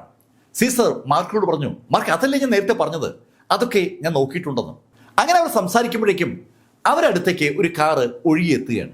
പെട്ടെന്ന് കാർ അകത്തേക്ക് വരുന്ന കണ്ടപ്പോൾ മാർക്ക് അത്ഭുതത്തോടെ കാറിനെ നോക്കിയപ്പോൾ സീസർ മാർക്കിനോട് പറഞ്ഞു, മാർക്ക്, നീ കാറിൽ കയറിക്കോ, നിനക്ക് വേണ്ടി ഒരു പ്രത്യേക ഫ്ലൈറ്റ് തന്നെ ഞാൻ ഏർപ്പാട് ചെയ്തിട്ടുണ്ട്. ഈ കാറ് നിന്നെ എയർപോർട്ടിൽ കൊണ്ടുപോകും. അവിടെ നിന്റെ പേപ്പേഴ്സൊക്കെ റെഡിയാക്കി വെച്ചിട്ടുണ്ട്. നീ ആ ഫ്ലൈറ്റിൽ അതിവേഗം ലക്ഷ്യസ്ഥലത്ത് ചെന്നിട്ട് ആ ഡിവൈൻ ആർട്ടിഫാക്റ്റ് സംഘടിപ്പിച്ച് തിരിച്ചു വാ. മാർക്കിന്റെ ലൈഫിൽ താല്പര്യമുള്ള 2 ആളുകളാണ് സീസറും പൗലി മാസ്റ്ററും. അവർ രണ്ടുപേരും ആ ഡിവൈൻ ആർട്ടിഫാക്റ്റ് മാർക്ക് സംഘടിപ്പിക്കേണ്ട ആവശ്യകത മനസ്സിൽ വെച്ചുകൊണ്ടാണ് മാർക്കിനെ ആ സ്ഥലത്തേക്ക് വിടാൻ ശ്രമിക്കുന്നതെന്ന് അത് കേട്ടപ്പോൾ മാർക്കിന് തോന്നി. മാർക്ക് കാറിലേക്ക് കയറാൻ പോയതും സീസർ മാർക്കിനോട് പറഞ്ഞു, മാർക്ക്, നീ ചെല്ലുന്ന സ്ഥലം ലേശം കുഴപ്പം പിടിച്ച സ്ഥലമാണ്. അവിടെ ഒരു ശ്രദ്ധ വേണം. മാർക്ക് ഒരു മിഡിൽ ലെവൽ മാർഷൽ സെയിന്റ് ആണ്. എന്നാലും മാർക്കിനെ ശല്യം ചെയ്യാൻ പറ്റുന്ന ആളുകൾ വരുമെന്നാണ് സീസർ പറഞ്ഞത്. അത് കേട്ടപ്പോൾ മാർക്ക് ഒന്ന് പുഞ്ചിരിച്ചു. ഈ ഭൂമിയിൽ ജനിച്ചത് ഏറ്റവും ശക്തർ മൈറ്റി ലെവലുകാരാണ്. ആ മൈറ്റി ലെവലിൽ ഒരാളെ മാർക്കിന്റെ അറിവിൽ ജനിച്ചിട്ടുള്ളൂ. ആ ആളെയാണ് മാർക്ക് ഏതാനും ദിവസങ്ങൾക്ക് മുമ്പ് കൊന്നത്. അതുകൊണ്ട് തന്നെ വേറെ ആളുകളെ കുറിച്ച് ആലോചിച്ച് ടെൻഷൻ അടിക്കേണ്ട കാര്യമില്ല എന്ന് മാർക്കിന് അറിയാം. മാർക്ക് ആ കാറിൽ യാത്ര ആരംഭിച്ചപ്പോൾ പൗലി മാസ്റ്റർ സീസറോട് ചോദിച്ചു, ഏയ് ലോർഡ് സീസർ, ശരിക്കും മാർക്കിന് ബുദ്ധിമുട്ടുണ്ടാവൂ? ഏയ് യുവാന, മാർക്കിന് കുറച്ച് ബുദ്ധിമുട്ടുകൾ ഉണ്ടാക്കിയില്ലെങ്കിൽ അവൻ ചിലപ്പോൾ നമ്മളെ തെറ്റിദ്ധരിക്കാൻ സാധ്യതയുണ്ട്. അത് കേട്ടപ്പോൾ പൗലി മാസ്റ്റർ ഒന്ന് പുഞ്ചിരിച്ചു. കഴിഞ്ഞ ഒരാഴ്ചയായിട്ട് പൗലി മാസ്റ്ററും സീസറും കൂടി ആലോചിച്ച് ഉണ്ടാക്കിയെടുത്ത ഒരു പരിപാടിയാണ് യഥാർത്ഥത്തിൽ അവിടെ ഇംപ്ലിമെന്റ് ചെയ്യുന്നത്. എന്താണ് അവരുണ്ടാക്കിയെടുത്തിരിക്കുന്ന പ്ലാൻ എന്ന് യഥാർത്ഥത്തിൽ മാർക്കിനോട്ട് അറിയത്തുമില്ല. മാർക്ക് എയർപോർട്ടിൽ എത്തുമ്പോൾ മാർക്കിനെ കാത്ത് ചില എക്സിക്യൂട്ടീവ്സ് നിൽക്കുകയാണ്. സുന്ദരിയായ ഒരു എക്സിക്യൂട്ടീവ് മാർക്കിന് അടുത്തേക്ക് വന്ന് മാർക്കിനോട് പറഞ്ഞു, അങ്ങേക്കുള്ള പേപ്പേഴ്സ് ഒക്കെ ഇതാ റെഡിയാണ്. ഗ്രീൻ ചാനലിലൂടെ മാർക്കിനെ ആ എയർപോർട്ടിൽ നിന്ന് അതിവേഗമാണ് ആ പ്രൈവറ്റ് പ്ലെയിനിൻ്റെ അടുത്തേക്ക് കൊണ്ടുവന്നത്. ശരിക്കും ആ എയർപോർട്ടിൽ വളരെ അനായാസമായിട്ടാണ് മാർക്കിന് പ്രവേശനം ലഭിച്ചത്. വളരെ എളുപ്പം ഗ്രീൻ ചാനലിലൂടെ മാർക്ക് ആ പ്ലെയിനടുത്ത് എത്തുകയും ചെയ്തു. സീസറുടെ ഒരു സ്വാധീനമാണ് അവിടെ കാണുന്നത്. ഒരു പ്രൈവറ്റ് ജെറ്റാണ് മാർക്കിന് വേണ്ടി അറേഞ്ച് ചെയ്തിരിക്കുന്നത്. മാർക്ക് പ്ലെയിനിലേക്ക് കയറിയതും പ്ലെയിൻ ടേക്ക് ഓഫ് ചെയ്തു. പ്ലെയിൻ അങ്ങനെ ആകാശത്തിലൂടെ യാത്ര തുടങ്ങിയപ്പോഴാണ് മാർക്കിന് ഒരു അസ്വസ്ഥ ഫീൽ ചെയ്തത്. ആ പ്ലെയിൻ റോഡിലൂടെ സ്ലോയിൽ വാഹനം ഓടിക്കുമ്പോൾ ഒരു ആകാശത്തോടെ അങ്ങനെ ഓടിച്ചുകൊണ്ടിരിക്കുകയാണ്. പതുക്കെ പോകുന്നുള്ളൂ. ആകാശത്തായി പോയതുകൊണ്ട് മാർക്കിന് ആ പൈലറ്റിട്ട് 2 പറ്റിക്കാനും പറ്റില്ല. മാർക്ക് ആ വിമാനത്തിൽ അങ്ങനെ കിടന്ന് ഉറങ്ങിയെന്ന് പറയാം. ഏകദേശം ഒരു 8 മണിക്കൂറായപ്പോൾ വിമാനം ഒരു എയർപോർട്ടിൽ ലാൻഡ് ചെയ്തു. എയർപോർട്ടിൽ നിന്ന് മാർക്ക് പുറത്തിറങ്ങി സീസർ മാർക്കിന് കൊടുത്തിരുന്ന ആ മാപ്പ് ഒന്ന് നോക്കി. ഡിവൈൻ ആർട്ടിഫാക്റ്റ് ഉള്ള സ്ഥലത്തെക്കുറിച്ചുള്ള സൂചനയാണ് ആ മാപ്പിനകത്തുള്ളത്. മാർക്ക് ഒരു ടാക്സി സംഘടിപ്പിച്ച് ആ എയർപോർട്ടിൽ നിന്ന് ആ മാപ്പിൽ കാണുന്ന സ്ഥലത്തേക്ക് യാത്ര തിരിച്ചു. എയർപോർട്ടിൽ നിന്ന് അധികം ദൂരം യാത്ര ചെയ്യും മുമ്പ് തന്നെ മാർക്കിന് ഒരു കാര്യം മനസ്സിലായി. ഒരു തരത്തിലുള്ള വികസനവും എത്താത്ത ഒരു സ്ഥലത്താണ് മാർക്ക് എത്തിയിരിക്കുന്നത്. ബിൽഡിങ്ങുകൾക്കൊക്കെ ചെറിയ പൊക്കമേ ഉള്ളൂ. മാർക്ക് വരുന്ന ജിങ്ധൂലും ന്യൂ സെലസ്റ്റിലും ഒക്കെ ആണെങ്കിൽ ആകാശം മുട്ടി നിൽക്കുന്ന അമ്പരചുംബികളായ ഒത്തിരിയേറെ കെട്ടങ്ങളുണ്ട്. ഇവിടെ അങ്ങനെ ഒന്നുമേയില്ല. റോഡുകൾ പോലും ചെറുതാണ്. ശരിക്കും വികസനം തൊട്ടു നേടിയിട്ടില്ലാത്ത ഒരു രാജ്യത്താണ് താൻ എത്തിയിരിക്കുന്നതെന്ന് മാർക്കിന് പെട്ടെന്ന് മനസ്സിലായി. ഈ രാജ്യത്ത് ഡിവൈൻ ആർട്ടിഫാക്റ്റോ? അങ്ങനെ ഒരു സംശയം തോന്നിയതും മാർക്കിന്റെ ഡിവൈൻ ഐ ഉപയോഗിച്ച് ആ എൻറ്റയർ മേഖലയും ഒന്ന് സ്കാൻ ചെയ്തു. ആ ഏരിയ സ്കാൻ ചെയ്യുമ്പോൾ മാർക്കിന് ഒരു ഹാസ്റ്റ് മാർഷൽ സെയിന്റിന്റെ പ്രസൻസ് അനുഭവപ്പെട്ടു. ഏറ്റവും ശക്തരായി മാർക്കിന് തോന്നിയ ആള് ഒരു ഹാസ്റ്റ് മാർഷൽ സെയിന്റ് ആണ്. മാർക്ക് ആ ഹാസ്റ്റ് മാർഷൽ സെയിന്റിന്റെ കാര്യം ഡ്രൈവറോട് ചോദിച്ചപ്പോൾ ഡ്രൈവർക്ക് ആ സ്ഥലം അറിയാം. മാർക്ക് ആ ഹാസ്റ്റ് മാർഷൽ സെയിന്റിന്റെ വസതിയിലേക്ക് വാഹനം ഓടിക്കാൻ ആവശ്യപ്പെട്ടു. ശക്തനായ ഒരാൾക്ക് സ്വാഭാവികമായും അവിടെയുള്ള സംഭവങ്ങളെക്കുറിച്ച് നല്ല ധാരണ കാണും. അതിന്റെ അടിസ്ഥാനത്തിലാണ് മാർക്ക് അങ്ങനെ ആവശ്യപ്പെട്ടത്. മാർക്കിന്റെ വാഹനം എയർപോർട്ടിൽ നിന്ന് അങ്ങനെ മൂവ് ചെയ്തുകൊണ്ടിരിക്കുകയാണ്. ഏകദേശം ഒരു മണിക്കൂർ യാത്ര ചെയ്തപ്പോൾ മാർക്ക് ഒരു സ്ഥലത്ത് ചില ആളുകൾ ഭിക്ഷ യാചിക്കുന്നത് പോലെ ഇരിക്കുന്ന കണ്ടു. അവരെ കണ്ടപ്പോൾ കാർ നിർത്തി പുറത്തിറങ്ങിയ മാർക്ക് അവർക്ക് അത്യാവശ്യം പണമൊക്കെ കൊടുത്തു. അവരുടെ അവസ്ഥ കണ്ടപ്പോൾ സങ്കടം തോന്നിയിട്ടാണ് മാർക്ക് അങ്ങനെ ചെയ്തത്. പക്ഷെ അത് മാർക്കിന് പാരയായി. മാർക്ക് ആ പണം കൊടുക്കുന്ന കണ്ടതും 2 കാറുകൾ അവിടെ വന്ന് നിന്നു. അടിപൊളി കാറുകളാണ് അവന്മാരുടേത്. മാർക്ക് റോഡിലൂടെ കണ്ട ആളുകളൊന്നുമല്ല ആ കാറിലുള്ള ആളുകൾ. ഇവന്മാര് നല്ല രീതിയിൽ ഡ്രസ് ചെയ്തിട്ടുണ്ട്. കണ്ടാൽ തന്നെ പണമുള്ളതിന്റെ എല്ലാ ലക്ഷണമുണ്ട്. അവര് കാർ നിർത്തിയിട്ട് മാർക്കിനെ തന്നെ ഒന്ന് സൂക്ഷിച്ചു നോക്കിയാണ്. ശരിക്കും റോഡിലൂടെ കടന്നു പോവുകയായിരുന്ന കാറുകളാണ്. മാർക്ക് കാർ നിർത്തിയത് കണ്ടിട്ട് അവർ നിർത്തിയതാണ്. മാർക്കിന്റെ ആ ആക്ഷനാണ് അവർ അവിടെ പിടിച്ചു നിർത്തിയെന്ന് അർത്ഥം. മാർക്ക് ആ പണം കൊടുത്തത് കണ്ടപ്പോൾ അവന്മാർ മാർക്കിനെ വളഞ്ഞിട്ട് മാർക്കിനോട് പറഞ്ഞു, ഏയ് നീ ആരാ എന്താ എന്നൊന്നും ഞങ്ങൾക്ക് അറിയത്തില്ല. ഈ ഭിക്ഷക്കാർക്ക് പണം കൊടുക്കത്തക്ക രീതിയിൽ നിന്നിൽ പണമുണ്ടെങ്കിൽ നീ ഒരു കാര്യം ചെയ്യ്, അത് ഞങ്ങളെ ഏൽപ്പിക്കും. 2 ചെറുപ്പക്കാരാണ് മാർക്കിനോട് അങ്ങനെ പറഞ്ഞത്. മാർക്ക് അവരോട് പറഞ്ഞു, ഏയ് നിങ്ങളുടെ കയ്യിൽ പണമില്ലേ, പിന്നെന്തിനാ നിങ്ങൾ എന്നെ നോട്ടമിടുന്നത്? ഡോ കൂടുതൽ സംഭാഷണമൊന്നും വേണ്ട, പറഞ്ഞത് ചെയ്താൽ മതി. അങ്ങനെ പറഞ്ഞിട്ട് അവന്മാർ പെട്ടെന്നാണ് തോക്ക് വലിച്ചെടുത്ത് മാർക്കിന്റെ നേരെ ചൂണ്ടുന്നത്. മാർക്കിന്റെ നേരെ തോക്ക് ചൂണ്ടിയതും മാർക്ക് അവന്മാരോട് ചോദിച്ചു, അല്ല ഇവിടെ വരുന്ന സന്ദർശകരെയൊക്കെ നിങ്ങൾ ഈ ശൈലിയിലാണോ സ്വീകരിക്കുന്നത്? ഡോ കൂടുതൽ സംഭാഷണം വേണ്ട എന്ന് ഞാൻ പറഞ്ഞത് മറക്കണ്ട. നീ നിന്റെ കയ്യിലുള്ള പണമൊക്കെ ഞങ്ങൾക്ക് ഹാൻഡ് ഓവർ ചെയ്താൽ ജീവനോടെ നിനക്ക് തിരിച്ചു പോകാൻ പറ്റും. അങ്ങനെ അവന്മാർ പറഞ്ഞതും മാർക്ക് കൈ ഒന്ന് ലെഫ്റ്റിലും റൈറ്റിലോട്ട് നീക്കിയതും ഒരേ നിമിഷത്തിലാണ്. മാർക്കിന്റെ കാറിലിരിക്കുന്ന ഡ്രൈവർ ശരിക്കും ഞെട്ടിയെന്ന് പറയാം. മാർക്ക് 2 കൈ ഒന്ന് ചലിപ്പിച്ചതും മാർക്കിന്റെ ദേഹത്തേക്ക് ആ തോക്ക് ചൂണ്ടിരുന്ന ആ 2 ഡ്രസ്സുധാരികളുടെയും ഡ്രസ്സ് ചിതറി വീഴുന്ന കാഴ്ചയാണ് ആ ഡ്രൈവർ കണ്ടത്. ആ ഡ്രസ്സിനകത്ത് 2 ആളുകൾ ഉണ്ടായിരുന്നു എന്ന് പറഞ്ഞാൽ വിശ്വസിക്കാൻ പറ്റാത്ത ശൈലിയിൽ ആ ബോഡികൾ ചിന്നിച്ചിതറുകയായിരുന്നു. മാർക്ക് ഒന്നും മിണ്ടാതെ നടന്ന് കാറിലേക്ക് കയറി. ഡ്രൈവർ മാർക്കിന്റെ അമ്പരപ്പോടെ നോക്കുമ്പോൾ മാർക്ക് ആ ഡ്രൈവറോട് പറഞ്ഞു, ആ ഹാഫ് മാർഷൽ സെയിന്റിലെ അയാളുടെ വീട്ടിലേക്ക് വണ്ടി വിട്ടു. ഏകദേശം ഒരു 3/4 മണിക്കൂർ കഴിഞ്ഞതും അവരുടെ വാഹനം ആ ഹാഫ് സ്റ്റെപ്പ് മാർഷൽ സെയിന്റിന്റെ വസതിക്ക് മുന്നിലെത്തി. മാർക്ക് കാറിൽ നിന്ന് ഇറങ്ങിയിട്ട് കാറ് വിട്ടു. ആ ഡ്രൈവർ ഏതാണ്ട് ജീവനും കൊണ്ട് മാർക്കിനടുത്തുനിന്ന് രക്ഷപ്പെട്ടു എന്ന് പറയാം. മാർക്ക് ആ ബിൽഡിങ്ങിനകത്തേക്ക് കയറി. ബിൽഡിങ്ങിനകത്തേക്ക് കയറിയ മാർക്കിന്റെ ഡിവൈൻ സെൻസ് ഉപയോഗിച്ച് ആ ബിൽഡിംഗ് മുഴുവൻ സ്കാൻ ചെയ്തു. ആ ബിൽഡിങ്ങിൽ ഒരു ഹാഫ് ഓഫ് മാർഷൽ സെയിന്റും 2 മാർക്വിസ്റ്റുകളും അനവധി ഗ്രാൻഡ് മാസ്റ്റേഴ്സും ഉണ്ട്. അവർക്ക് പുറമെ ഇന്റേണൽ സ്ട്രെങ്ത് മാസ്റ്റേഴ്സും പാസ്റ്റ് മാസ്റ്റേഴ്സും ഒക്കെ ഉള്ള ഒരു സ്ഥലം. മാർക്ക് മുന്നോട്ട് നടന്നതും പെട്ടെന്ന് 2 ഗ്രാൻഡ് മാസ്റ്റേഴ്സ് മാർക്കിന്റെ മുന്നിലേക്ക് വന്നു. അവർ മാർക്കിനെ തടത്തു. ഏയ് ആരാ? എനിക്ക് ഇവിടെയുള്ള ആ ഹാഫ് ഓഫ് മാർഷൽ സെയിന്റിനെ കാണണം. ഹാഫ് ഓഫ് മാർഷൽ സെയിന്റിനെ കാണണോ? അതിന് നിങ്ങൾ അദ്ദേഹത്തിന്റെ ആരാണ്? ഞാൻ അദ്ദേഹത്തിന്റെ സുഹൃത്താണ്. സുഹൃത്തോ? അങ്ങനെയാണെങ്കിൽ ഞങ്ങളുടെ ബോസിന്റെ പേരൊന്ന് പറ. മാർക്കിനോട് ആ ബോസിന്റെ പേര് പറയാൻ പറഞ്ഞപ്പോൾ മാർക്കിന് പറയാൻ ഒരു പേരുമില്ല. മാർക്കിന് ആ ആളെ അറിയത്തുപോലില്ലല്ലോ. മാർക്ക് ഒന്ന് പരിഗണന കണ്ടതും ആ ഗ്രാൻഡ് മാസ്റ്റേഴ്സ് മാർക്കിനോട് പറഞ്ഞു, ഏയ്, വേല കാണിക്കുന്നത് ഞങ്ങളുടെ അടുത്താകരുത്. നീ ഒരു വഴിയാത്രക്കാരനാണെന്ന് അറിയാം. ഇവിടെ കയറി എന്തെങ്കിലും കുഴപ്പമുണ്ടാക്കാനാണ് തീരുമാനിച്ചിരിക്കുന്നതെങ്കിൽ ഞങ്ങളെ നിനക്ക് അറിഞ്ഞുകൂടാത്തതുകൊണ്ടാണ് നീ അങ്ങനെ തീരുമാനിച്ചത്. അങ്ങനെ പറഞ്ഞിട്ട് അവര് രണ്ടുപേരും അവിടെ ഇന്റേണൽ എനർജി റിലീസ് ചെയ്തു. അവർ അതിശക്തരായ ഗ്രാൻഡ് മാസ്റ്റേഴ്സ് ആണെന്ന് ആഗതന് തോന്നിപ്പിക്കണം, അത്ര മാത്രമേ അവർ ഉദ്ദേശിച്ചുള്ളൂ. അവരെ പക്ഷേ അങ്ങനെ ചെയ്തതും മാർക്ക് ഫെല്ലർ മാർക്കിന്റെ ഇന്റേണൽ എനർജി പതുക്കെ റിലീസ് ചെയ്ത് തുടങ്ങി. മാർക്കിന്റെ ഇന്റേണൽ എനർജി അവിടെ റിലീസ് ചെയ്ത് തുടങ്ങിയതോടുകൂടി ശരിക്കും ഒരു പ്രഷർ മാർക്കിന്റെ അടുത്ത് നിൽക്കുന്ന ആ ഗ്രാൻഡ് മാസ്റ്റേഴ്സിന്റെ പുറത്ത് അനുഭവപ്പെട്ടു. ആ രണ്ടു പേർക്കും അതിശക്തമായ പ്രഷർ അനുഭവപ്പെട്ടതും ആ ഗ്രാൻഡ് മാസ്റ്റേഴ്സ് മാർക്കിനോട് പറഞ്ഞു, പ്ലീസ് പ്ലീസ് ഞങ്ങളെ ഒന്നും ചെയ്യരുത്, ഞങ്ങൾ ഇപ്പൊ തന്നെ ബോസിന് വിവരം അറിയിക്കാം. അങ്ങനെ ആ ഗ്രാൻഡ് മാസ്റ്റേഴ്സ് പറഞ്ഞതും മാർക്ക് ആ പ്രഷർ പിൻവലിച്ചു. മാർക്ക് ആ ഹാളിനകത്തേക്ക് അടക്കുമ്പോൾ ആ രണ്ട് ഗ്രാൻഡ് മാസ്റ്റേഴ്സും അകത്തേക്ക് ഓടുകയാണ്. മാർക്ക് ആ ഹാളിനകത്തുള്ള പിക്ചേഴ്സൊക്കെ അങ്ങനെ നോക്കിക്കൊണ്ടിരിക്കുമ്പോൾ ശരിക്കും മുഴക്കമുള്ള ഒരു ശബ്ദം, ഏയ് ആരാ നീ? ആ വ്യക്തി അങ്ങനെ ചോദിക്കുമ്പോൾ ആ ഹാളിനകത്ത് വേറെയും ഒത്തിരി ആളുകൾ എത്തിയിട്ടുണ്ട്. മാർക്കിസ്റ്റുകളും മറ്റ് ഗ്രാൻഡ് മാസ്റ്റേഴ്സും ഒക്കെയാണ് എത്തിയിരിക്കുന്നത്. ശബ്ദം കേട്ട് മാർക്ക് തിരിഞ്ഞു. ഈ സമയത്ത് മാർക്കിനടുത്തേക്ക് നടന്നു വരികയായിരുന്ന ആ മനുഷ്യൻ മാർക്കിന്റെ തൊട്ടടുത്ത് എത്തിയിരുന്നു.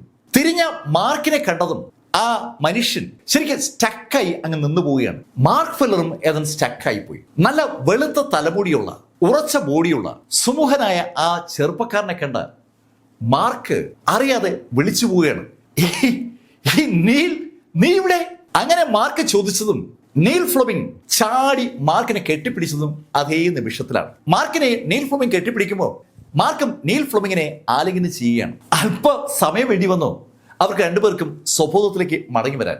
മാർക്ക് നീലിനോട് ചോദിച്ചു, ഹേയ് നീൽ, നീ എന്താ ഇവിടെ? മാർക്ക്, അന്നത്തെ ആ സംഭവത്തിൽ നീ കൊല്ലപ്പെട്ട് കാണുമെന്ന് വിചാരിച്ചിട്ടാണ് ഞാൻ പിന്നെ പൈറോ വിട്ടത്.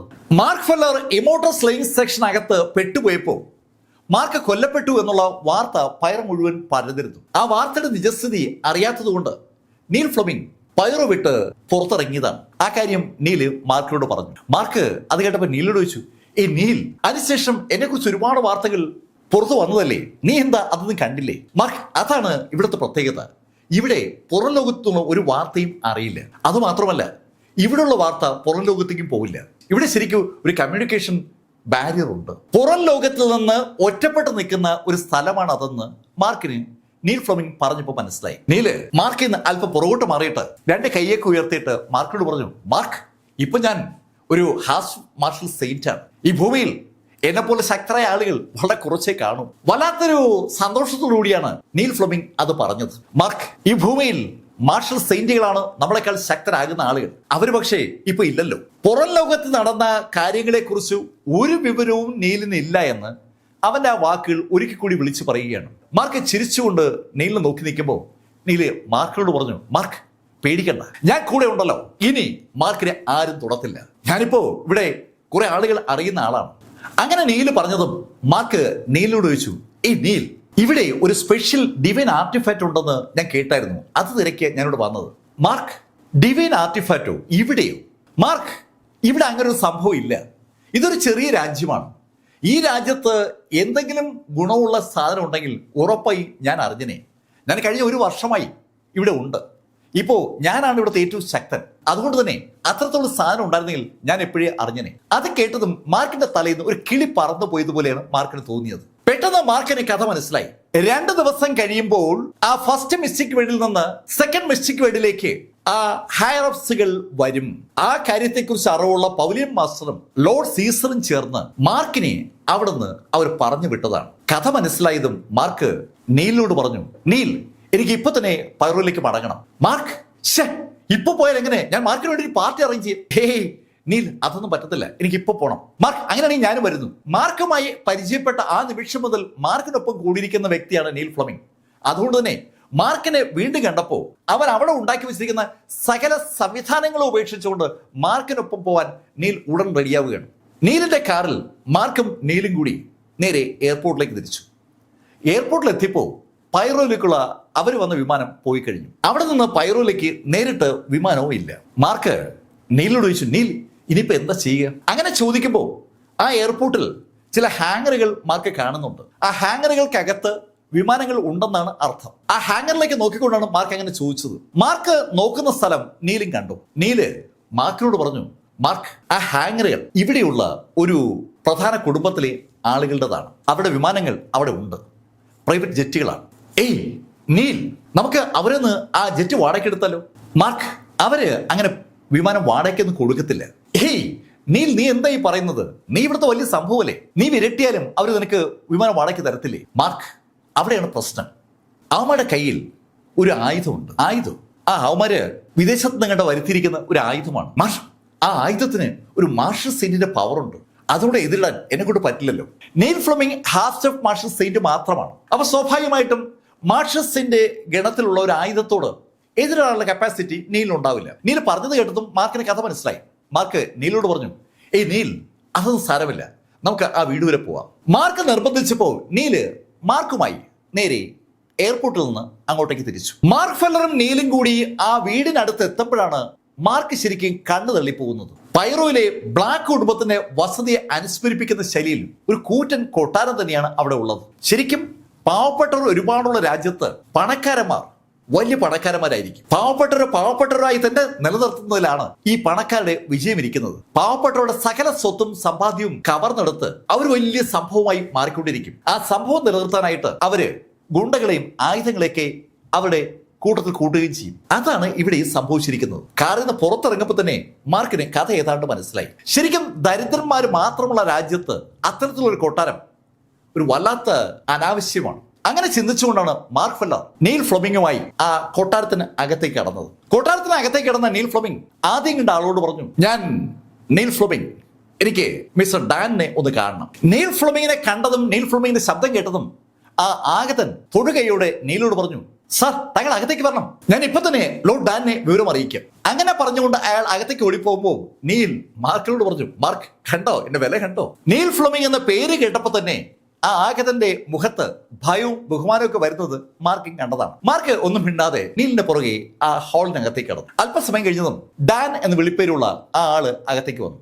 നല്ല പൊക്കമുള്ള, ശരിക്കും ധനാഢ്യനും തോന്നുന്ന ഒരാളാണ് അകത്തേക്ക് വന്നത്. അയാളുടെ പുറകിലായി 3-4 ആളുകളുമുണ്ട്. ഡാൻ നെയിൽ ഫ്ലെമിങ്ങിനെ കണ്ടതും ചിരിച്ചുകൊണ്ട് നെയിലോട് ചോദിച്ചു, ഹേയ് നെയിൽ ഫ്ലെമിംഗ്, എന്താ ഇങ്ങോട്ടൊക്കെ? മിസ്റ്റർ ഡാൻ, എനിക്ക് അത്യാവശ്യമായി നിങ്ങളുടെ ആ പ്രൈവറ്റ് ജെറ്റ് ഒന്ന് കിട്ടണം, ഒരു സ്ഥലം വരെ പോകാനാണ്. ഏയ് നെയിൽ, അങ്ങനെ ആ വിമാനമൊന്നും ഞാൻ ആർക്കും കൊടുക്കാറില്ല.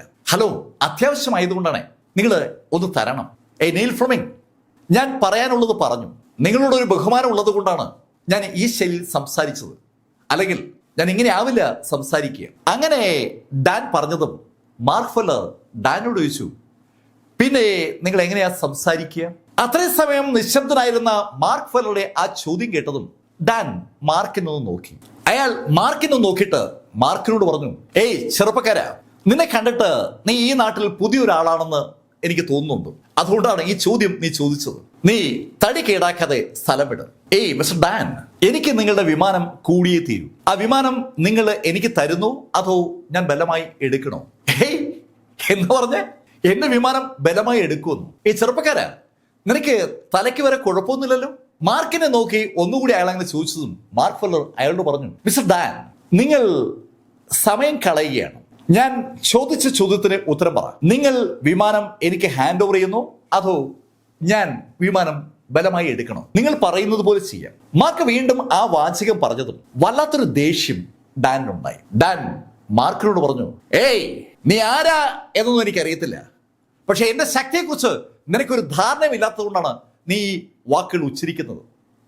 അങ്ങനെ പറഞ്ഞിട്ട് അയാൾ കൈയൊന്ന് ഞൊടിച്ചതും അയാളുടെ പുറകിൽ നിന്ന ആളുകൾ പെട്ടെന്ന് അങ്ങ് മാറി. പെട്ടെന്നാണ് അവർക്ക് പുറകിൽ നിന്ന് ഒരു ആള് അവരുടെ അടുത്തേക്ക് നടന്നു വരുന്നത്. ശരിക്കും നടന്നു വരുന്നത് ഒരു യന്ത്ര മനുഷ്യനാണ്. നമ്മൾ ട്രാൻസ്ഫോർ സിനിമയിൽ കാണുന്ന പോലെ നല്ല പൊക്കമുള്ള കൈയും കാര്യമുള്ള ഒരു മനുഷ്യൻ രൂപത്തിൽ ഒരു യന്ത്ര മനുഷ്യൻ. ആ യന്ത്ര മനുഷ്യൻ നടന്നു വരുന്ന കണ്ടതും മാർക്ക് ഡാനിനോട് ചോദിച്ചു, ഈ ചവറ സാധനത്തിനെയാണോ നീ ഫൈറ്റ് ചെയ്യാനായി വിടുന്നത്? ചവറ സാധനമെന്ന് മാർക്ക് പറഞ്ഞത് കേട്ടതും ഡാനിന് ശരിക്കും ദേഷ്യം വന്നു. ഡാൻ ആ യന്ത്ര മനുഷ്യനെ നോക്കി അലറുകയാണ്, ഏയ് ഇവനങ്ങ് തീർത്തക്ക്. കേൾക്കേണ്ട താമസം ആ യന്ത്ര മനുഷ്യൻ മുന്നോട്ട് നടന്നു വന്ന് മാർക്ക് ഫെല്ലർ നേരെ ഒരൊറ്റ ഇടി.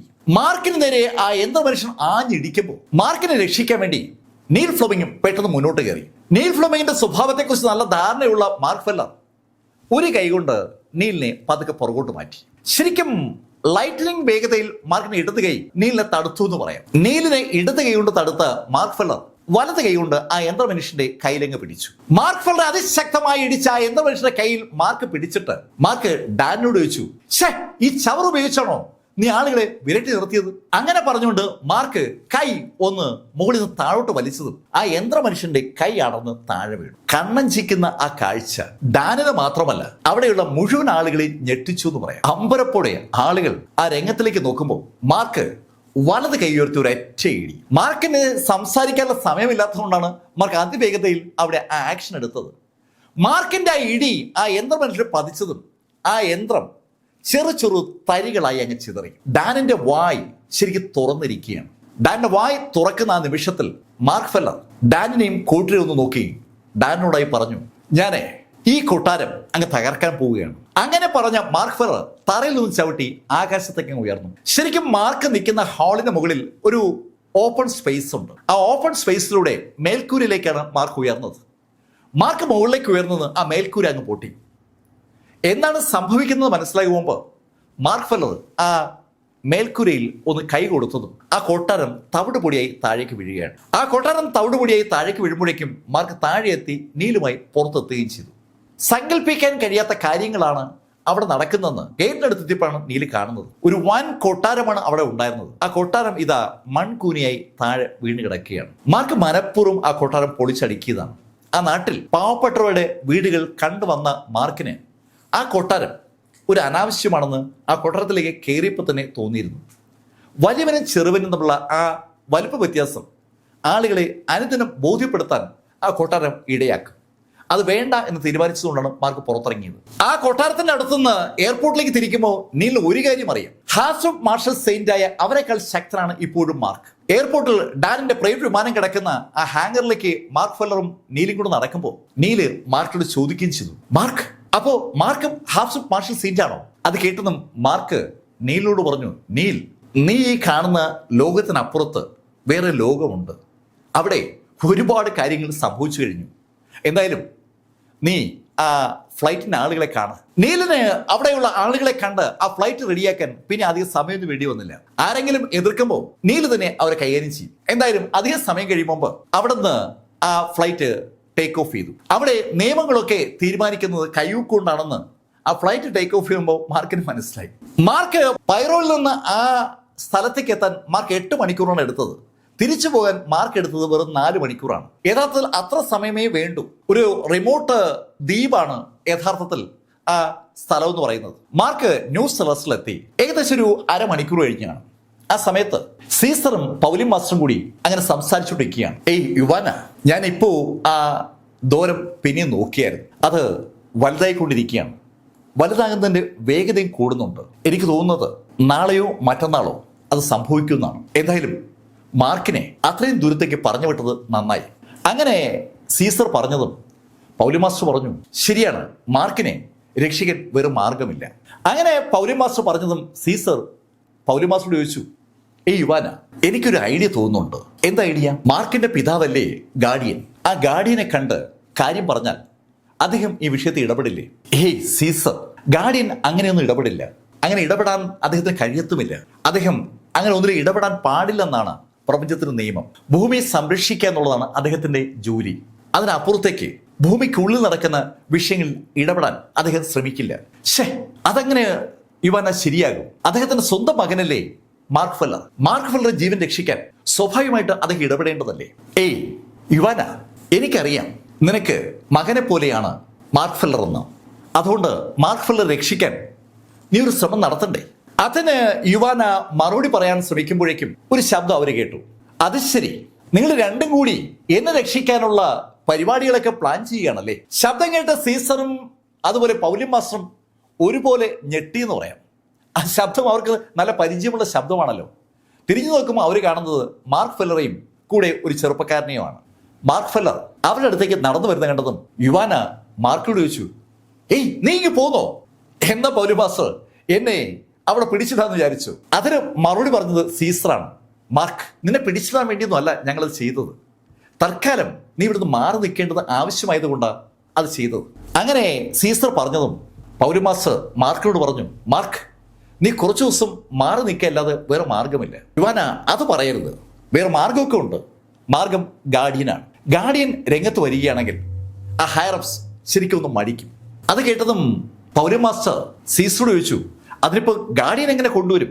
അതിനെ പക്ഷേ മറുപടി പറഞ്ഞത് സാക്ഷൽ നീൽ ഫ്ലമിംഗ് ആണ്. നീല് അവരോടായി പറഞ്ഞു, അതാണോ വലിയ കാര്യം? നീൽ അങ്ങനെ ചോദിച്ചപ്പോ അതുവരെ നീലിനെ ശ്രദ്ധിക്കുക പോലും ചെയ്യാതിരുന്ന പൗലോമാസ്റ്ററും അതുപോലെ സീസറും നീലിനെ കൗതുകപൂർവ്വം നോക്കി. മാർക്ക് നീലിനോട് ചോദിച്ചു, നീൽ, നീ എന്താ അങ്ങനെ ചോദിച്ചു? മാർക്ക്, ഇവിടെ ഈ ഗാർഡിയനെ ആരെങ്കിലും കണ്ടിട്ടുണ്ടോ? ആരും കണ്ടിട്ടില്ല. ആരും കണ്ടിട്ടില്ലാത്ത സ്ഥിതിക്ക് ഗാർഡിയനായിട്ട് ആരെങ്കിലും അഭിനയിച്ച പോരെ?